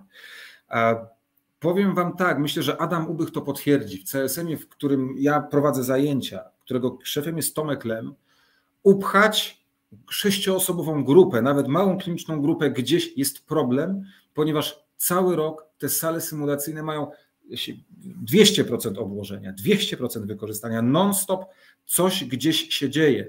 I tutaj nie tylko Tomek zabiega i CSM i nasze władze dziekańskie o to, żeby ten CSM eksploatować do maksa, ale także są prowadzący zajęcia, którzy wręcz zabiegają o to. I ja jako przykład chcę tutaj podać, już nie podając nazwiska, lekarza, kierownika ćwiczeń z kardiologii w Śląskim Centrum Chorób Serca, faceta koło 60, bardzo sympatycznego, który do mnie jako szefa Rady Programowej dzwoni, ale panie doktorze, ja bardzo proszę, żeby wszystkie ćwiczenia, żeby to było w CSM-ie. Z kim ja to mogę załatwić? Bo ja muszę tam w CSM-ie, bo ja ich tam fajnie nauczę, bo...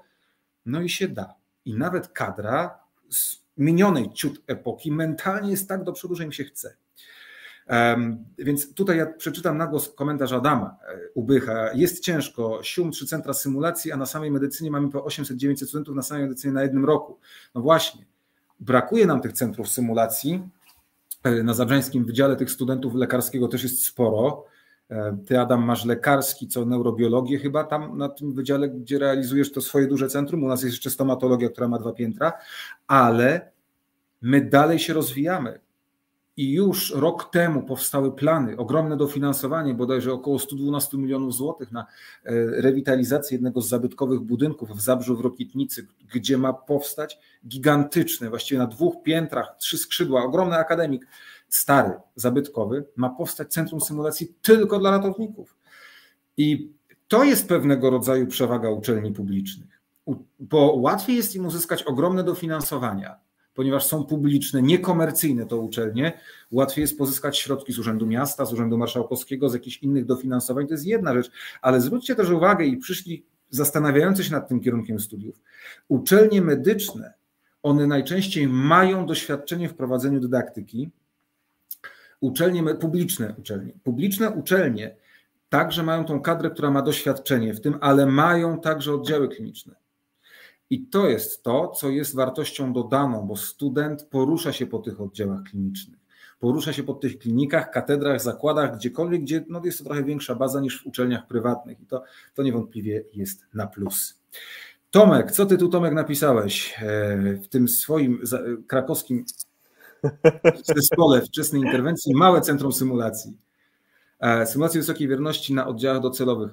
Wiesz, my również symulację wysokiej wierności wdrażamy w gruncie rzeczy dopiero na 3. roku. Bo 1. rok to jest baza, 2. rok to jest niska wierność, umiejętności pojedyncze, które dokoptujemy w całość i może już pod koniec 2. roku tam mniejsze symulacje robimy, a 3. rok to są tylko symulacje, symulacje wysokiej wierności, jakby z całym procesem debriefingu, bo okazuje się, że to jest niezmiernie ważne.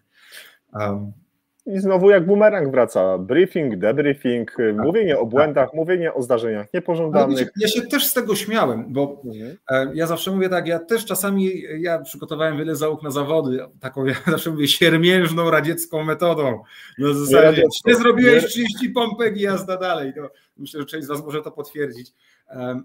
Nie tyle kpiąc, bo nigdy absolutnie nie kpiłem z tych takich nowoczesnych metod nauczania i zawsze byłem ich ciekawy, zawsze byłem otwarty na to, zacząłem to wprowadzać i teraz ja widzę, jak ten debriefing jest ważny, jak symulacja wysokiej wierności. A jest jeszcze jedna rzecz, którą będę już za chwilę z moim zespołem wdrażał w nauczanie ratowników, czyli najwyższy level, czyli pacjent standaryzowany. Nasz uniwersytet ma umowy z osobami, głównie osobami starszymi, które dorabiają do emerytury, jakaś tam umowa o dzieło i są pacjentami standaryzowanymi. I to jest, myślę, też klucz do dobrej jakości dydaktyki. Jest z nami dzisiaj pani Katarzyna Bielat. No ja nie ukrywam, że się z Kasią znamy. Kasia jest z nami od pewnego czasu. Mieliśmy okazję się najpierw poznać w NT Live, potem na żywo i przegadać już może nie setki godzin, tak jak Kasia to zrobiła z Marcinem, ale już kilka godzin na temat ratownictwa medycznego. Kasiu, trzymam za ciebie kciuki w nowym roku i życzę wszelkiego powodzenia. Co mogę zrobić, żeby uczelnia, w której się uczyłam, została zweryfikowana? Przeniosłam się i widzę olbrzymią różnicę w poziomie kształcenia. Czy jest system, procedura, która pozwoli wskazać, gdzie nie szkoli się ratowników, tylko rozdaje dyplomy? Dziękuję za to pytanie. Każda uczelnia, która prowadzi, cyklicznie przechodzi przez PAK-ę, czyli tą komisję akredytacyjną. To komisja akredytacyjna nadaje informację, że uczelnia może prowadzić kierunek na rok, 2, 5 czy tam 3, więc ta weryfikacja zewnętrzna jest i na stronie komisji akredytacyjnej można znaleźć raporty, czy warunkowo są dopuszczone dane kierunki studiów, czy są zatrzymane, czy jakby ta akredytacja przeszła poprawnie. I powiem wam tak, to nie jest, i te PAK-i to nie jest fikcja. To trochę może, nie, to nie jest fikcja pod takim kątem oceny tego, jak uczelnia realizuje prowadzenie zajęć. Bo jak wiadomo, że przychodzi PAK-a, a to raczej wiadomo, że przychodzi PAK-a i będzie akredytacja za 2 miesiące kierunku tego albo w ogóle całego wydziału, to nawet sobie Państwo nie zdajecie sprawy, co się dzieje na tej uczelni wtedy. To jest po prostu kosmos, bo to jest sprawdzanie każdej kartki papieru, czy na pewno ten dokument ma tą linię tutaj do samego końca, czy nie, bo on nie powinien mieć. To nawet takie duperele są sprawdzane i wtedy to nie jest, że się buduje nagle dokumentację pod PAK-ę, bo ta dokumentacja jest prowadzona, powinna być, przynajmniej u nas jest prowadzona na bieżąco i jak przyjdzie PAK-a, no to okej, spędzimy kilka chwil, żeby to poukładać tak bardziej klarownie, ale my to mamy. No więc PAK-a, jeżeli przyjdzie do ośrodka, który nie szkoli dobrze, no to przecież cofnie akredytację prowadzenia kierunku. A gdzie można zgłosić? Powiem szczerze, nie wiem, ale pierwsze, co nasuwa mi się na myśl, no byłaby to komisja akredytacyjna. Jednak, żeby tam zawnioskować, że mamy wątpliwości co do jakości kształcenia, co do realizacji standardu nauczania, który jest obowiązujący wszystkie uczelnie. I pojawiło się jeszcze takie ciekawe pytanie od pana Kamila, no bo to jest też ważne. Warszawski Ośrodek robi to z wielkim powodzeniem, tak? Mówimy o Maskalu, o dużych zdarzeniach. Co w takim razie z ćwiczeniami ze zdarzeń masowych? Może wypadałoby zrobić je obowiązkowe na kształt KDR-em? I tu znak zapytania. Większość zespołów nie jest gotowa na takie zdarzenia. Nie, nikt nie jest. I ja zawsze mówię tak, że są 2 trudne rzeczy w ratownictwie. To jest rozmowa z pacjentem i wyczucie w 3 sekundy emocji, co robimy, a druga to są wypadki masowe, bo tam jest tak wiele zmiennych i ja nie lubię tej nazwy dystraktorów, że to jest trudne do okiełznania. Jeżeli chodzi o kształcenie podyplomowe, to owszem, na KDRM-ie powinno być poruszana ta tematyka. Ja kiedy prowadziłem KDRM-y, realizowałem cały dzień, gdzie segregowaliśmy się, pracowaliśmy z radiem, uczyliśmy się na pamięć pewnych fragmentów procedury, na pamięć oczywiście w praktyce procedury, co ma zrobić kierujący akcją medyczną, bo to najważniejsze w gruncie rzeczy. Natomiast w ramach kształcenia przeddyplomowego jest przedmiot medycyna katastrof. Ja nie pamiętam ilości godzin. Na naszym wydziale aktualnie jest taki przedmiot prowadzony przez jednostkę, która ma największe doświadczenie w prowadzeniu zajęć dla kierunku ratownictwa. Największe. Jest to jednostka, którą aktualnie dowodzi pan profesor Jerzy Piecuch, wcześniej była to jednostka profesora Sosady. Natomiast już mamy dogadane z kierownikiem tamtej jednostki, z panem profesorem, że tą medycynę katastrof my raczej postaramy się przejąć może od kolejnego, może za 2 lata do naszego zakładu, gdzie mamy pomysł, warunki i możliwości, żeby przynajmniej za 2 razy taki wypadek masowy przećwiczyć. Ja tutaj jeszcze dodam jedną rzecz, bo to jest kolosalna zmiana, bo większość z nas, która szkoliła się i licencjat robiła kilka lat temu, miała różnego rodzaju obozy sprawnościowe. I to jest też rzecz, gdzie uczelnia albo osoby prowadzące tą dydaktykę mogą się wręcz wykazać i zrobić coś rewelacyjnego. Aktualnie obozu sprawnościowego w takiej formie jak był nie ma. Nie jest obowiązkowy i dobrze, bo to była gigantyczna logistyczna trudność. To było fajne, ale to było trudne do zorganizowania ze strony uczelni. Natomiast aktualnie standard nauczania przewiduje przedmiot o nazwie zajęcia ogólnosprawnościowe z elementami ratownictwa specjalistycznego. To jest bodajże 120 godzin chyba. I wiecie, jak my to realizujemy? Realizujemy to następująco. Na 2. roku 60 godzin, na 3. 60. Na 2. jest to jakaś ścianka wspinaczkowa, jest to basen i nawet podstawy pływania dla tych, co nigdy nie pływali. Są to takie zajęcia dosyć ogólnorozwojowe, WF-owe, bo WF sam w sobie też oczywiście jest, ale 3. rok tych zajęć ogólnosprawnościowych z elementami ratownictwa specjalistycznego to są wyjazdy. I nasza uczelnia nawiązała porozumienia z wieloma jednostkami, gdzie ze studentami jeździmy. Na przykład GOPR, czyli Górskie Pogotowie w Szczyrku, Grupa Beskidzka, gdzie cały dzień w górach, gdzie szukają się w lawinach, robimy to w lutym, gdzie jest jeszcze śnieg wysoko w górach, gdzie jest chodzenie po śniegach, symulacje w śniegach, lawiny, zwożenie, resuscytacja 5×5. Świetne manewry robi z nami GOPR. GOPR na Jurze w tym roku zaczyna z nami też ewakuację w trudnym terenie, resuscytację w jaskini i działanie w takich skałkach. Jeździmy do Państwowej Straży Pożarnej, odwiedzamy lotnisko w Katowicach-Pyrzowicach, Międzynarodowy Port Lotniczy, gdzie studenci poznają specyfikę lotniskowej służby ratowniczo-gaśniczej. Jeździmy do WOPR-u, akurat tylko jeden dzień, tu żałuję, bo to by mogły być dłuższe zajęcia, gdzie cały dzień nad jednym ze sztucznych zbiorników w Dąbrowie Górniczej na Pogori studenci ćwiczą, rzucają rzutki, koła, holują się. Więc my mamy porozumienia zawarte policja, Komenda Wojewódzka Policji przecież realizuje dla nas zajęcia, gdzie studenci w ramach ratownictwa specjalistycznego uczą się, jak rozebrać policjanta z tych wszystkich umundurowań, jak upewnić się, że jego jednostka broni i każda, jaką dysponuje polska policja, jest zabezpieczona. Bo przecież może być sytuacja, że udzielamy pomocy policjantowi. Tam też kilka symulacji pokazuje nam policja, pokazuje swoje ambulatoria, swoją karetkę z oddziałów prewencji, więc my mamy szeroki pomysł na to ratownictwo specjalistyczne zamiast obozu i to też jest taki pewien element, gdzie działamy. W straży zwiedzamy jednostkę chemiczną w Katowicach, bo tutaj Kamil wrzucił CBR-ny i jak najbardziej tutaj oni też oglądają, czym dysponują jednostki plutony chemiczne Państwowej Straży Pożarnej, jak dekontaminacja powinna wyglądać. I te jednostki nam to rozkładają. To nie jest tak, że dobra, tu mamy to, tu mamy to. Nie, oni to faktycznie pokazują. Im się też chce i to jest fajne. Tak, ja tylko dodam dla słuchaczy Spotify, że jest z nami dzisiaj Kamil, który tutaj zajmuje się zawodowo CBRN-em i jest wysokiej klasy specjalistą w tej dziedzinie. Kamil napisał, że pandemia pokazała nam, jak ważna jest wiedza z tego zakresu, na przykład prawidłowe stosowanie środków ochrony indywidualnej. Obecnie zagrożenia związane z czynnikiem radiacyjnym i nuklearnym również są realne. Pozdrawiamy Ciebie, Kamil. Dzięki, że z nami jesteś. Życzymy Tobie wszelkiego dobrego w nowym roku. Cieszę się, że pomimo późnej pory blisko 200 osób nas teraz słucha, blisko 200 osób pyta, rozmawia z nami, podsumowuje też już między sobą, bo już padły pewne tutaj... Dawno chyba nie było filmu 2,5 godziny u Ciebie, co? No, jeżeli chcesz iść na rekord, to ja mogę jeszcze, naprawdę. Ja też mogę jeszcze, jasne. Aczkolwiek... Nie, ja nie muszę iść na rekord, bo liczy się jakość, a nie rekordy. No właśnie, ja bym tutaj, tak często rozmawiamy właśnie, czy te nasze odcinki powinny być, wiesz, wrzutki kilkunastominutowe, czy bak z pół godziny, czy może trochę więcej. Jak będą się one pojawiały, może trochę rzadziej, ale będą dłuższe, to myślę, że nasi widzowie i słuchacze zweryfikują nasze plany i to będziemy otrzymywać w opiniach zwrotnych. Jak na tę chwilę po tych 81 odcinkach tylko 3 razy otrzymaliśmy informację, że odcinek był za długi. Zazwyczaj jest tak, że za krótko, za mało, tak więc wiesz, to rzucam rękawice na przyszłość. Drodzy Państwo, to co, no to tak pomału byśmy się z tym podsumowaniem zmierzyli, bo w podsumowaniu mamy 3 elementy i ja zacznę od pierwszego, zadam wprost pytanie, jak nasz gość dzisiejszy, jak Jacek chciałby, żeby ratownictwo medyczne wyglądało za 20 lat?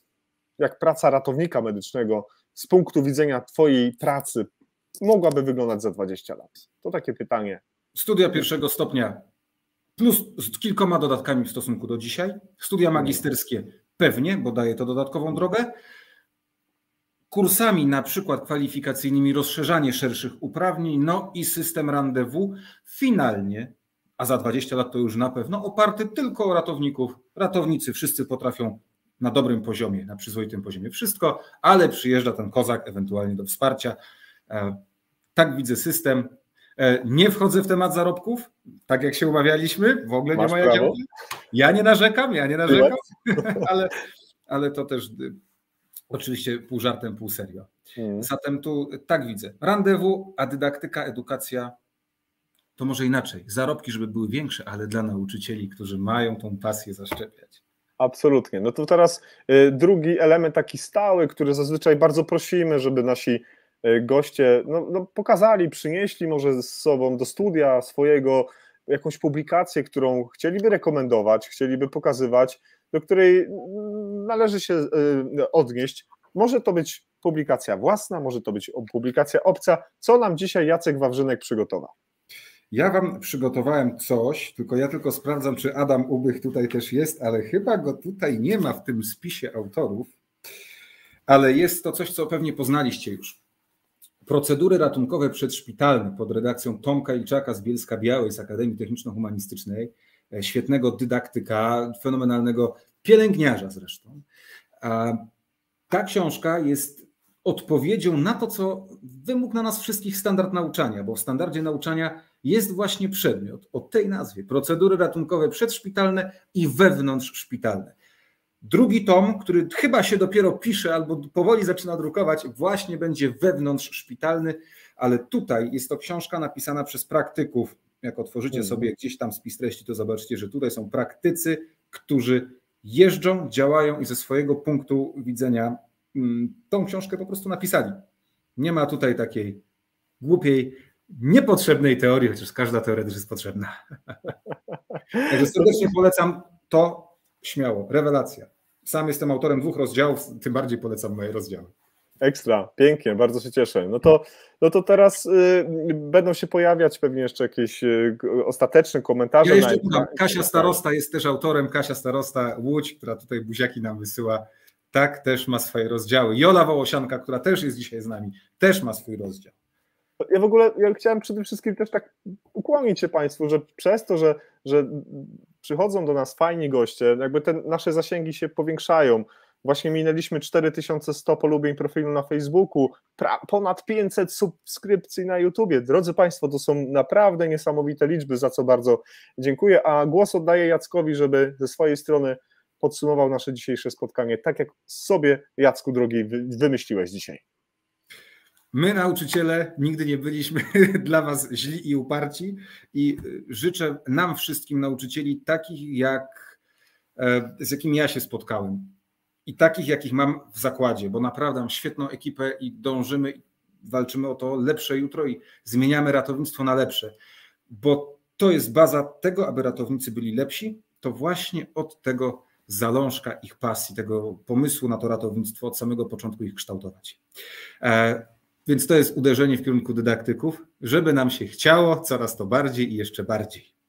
Adaś Ubych, no nie powiem, że cię kocham, bo to może źle zabrzmi, ale dziękuję, że jesteś, bo zwiększasz istotnie zasięgi każdej mojej wypowiedzi i te wszystkie przytyki, które przez ostatnie dni zrobiliśmy sobie na Facebooku, są szalenie miłe i Adaś, do zobaczenia. Jak będzie wyglądała przyszłość? Sam jestem ciekaw. Co dadzą studia 2. stopnia? Jak rozszerzą się uprawnienia zawodowe? Czy przez studia, czy przez kursy? Oby się rozszerzyły, bo uważam, że rozszerzyć się muszą. Jestem ogromnym orędownikiem tego, żeby się rozszerzyły uprawnienia zawodowe. Głównie leki i o czynności oczywiście też. No i co? Na koniec przesłanie dla was wszystkich, drodzy Państwo, dla tych, którzy już pracują, dla tych, którym się jeszcze chce, dla tych, którzy studiują, dla tych, którzy zastanawiają się, czy studiować. Ratownik medyczny wykonuje w zespołach ratownictwa czy na SOR-ze jedną z najpiękniejszych prac i wykonuje najpiękniejszy zawód, jaki sobie można wyobrazić. I to może zabrzmi górnolotnie, ale to jest też takie motto kluczowego ośrodka na Śląsku. Jesteśmy po to, żeby ratować, leczyć i dawać nadzieję. I pamiętajcie o tym, że praca dla tych innych osób, dla tych w tym ich zagrożeniu, w tej ich niepewności jest najpiękniejszą pracą, jaką mamy i oby nigdy w nas ten zapał nie zgasł. Nie chciałem przeszkadzać takiej pięknej wypowiedzi twojej.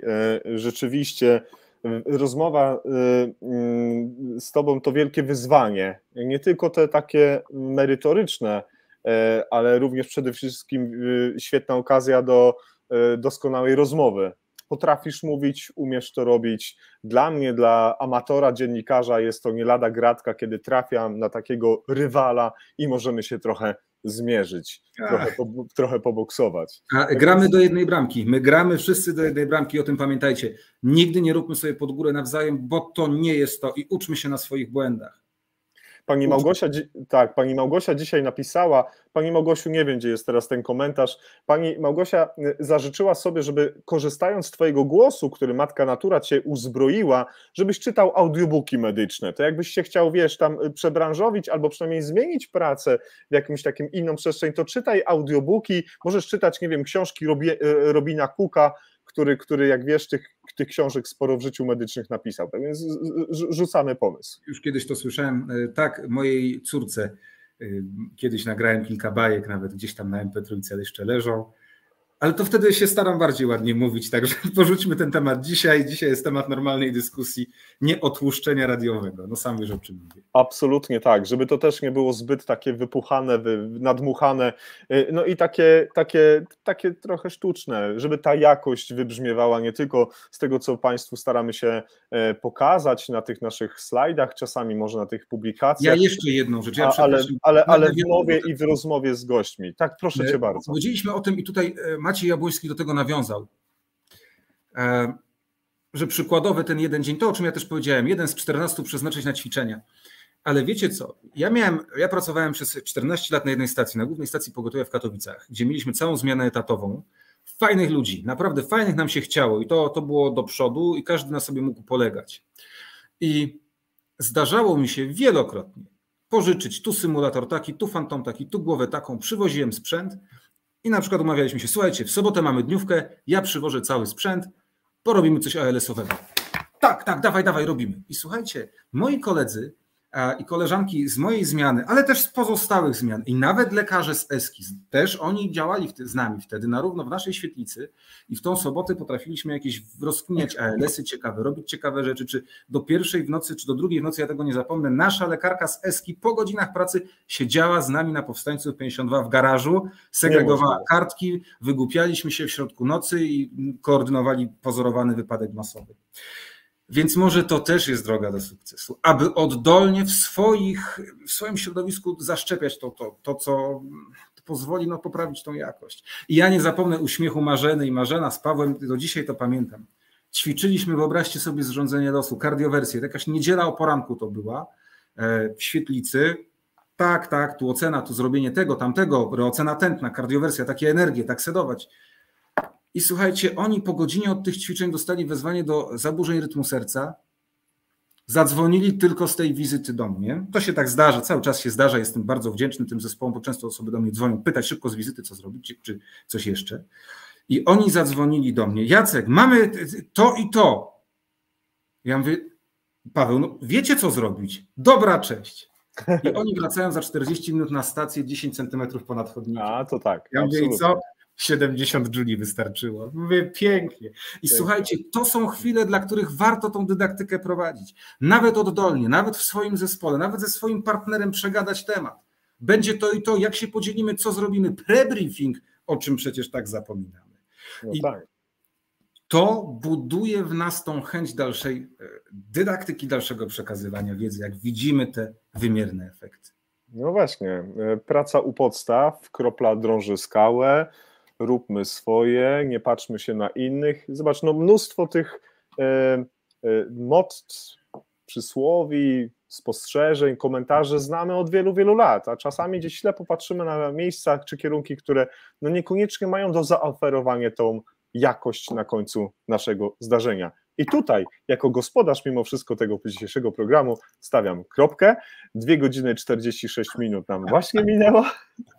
I ja myślę, że jesteś usatysfakcjonowany, Jacku, a jeżeli nawet nie i czujesz, że jest niedosyt, to tak właśnie być powinno. Prośba moja jest taka, żebyś w zaciszu swojego domu czy jutro pracowni odniósł się do tych komentarzy, przywitaj się z widzami i słuchaczami, bo te komentarze cały czas będą żyły, na Facebooku, na YouTubie już nie, ale na Facebooku tak. Tak więc odezwij się tam, ale Państwo odzywajcie się również do nas w tych opiniach, w tych recenzjach. Spotkanie dzisiaj z Wami to było duże przeżycie, duże wyzwanie, bo tak dużo osób zgromadzonych w jednym momencie nie było już dawno, a nadal mamy 190 widzów i słuchaczy, których dzisiaj zgromadził niepowtarzalny i wyjątkowy kierownik Zakładu Ratownictwa Medycznego. Kierownik. Taki kierownik, żeby nie było, ale pozwól, że dokonam tej takiej pełnej nazwy. Przewodniczący Rady Programowej Kierunku Ratownictwa Medyczne na Wydziale Nauk Medycznych w Zabrzu Śląskiego Uniwersytetu Medycznego. Tutaj jest napisane na rękawie, tak? I na plecach. To jest uniwersytet, a na plecach jest... Bardzo ładnie. Czekaj, zrobimy zdjęcie i wstawimy... Nie wiem, czy widać teraz? Widać, jest świetnie. Drodzy Państwo, a tym gościem, takim młodym ratownikiem, któremu daliśmy dzisiaj szansę, był pan dr Jacek Wawrzynek w Entelife.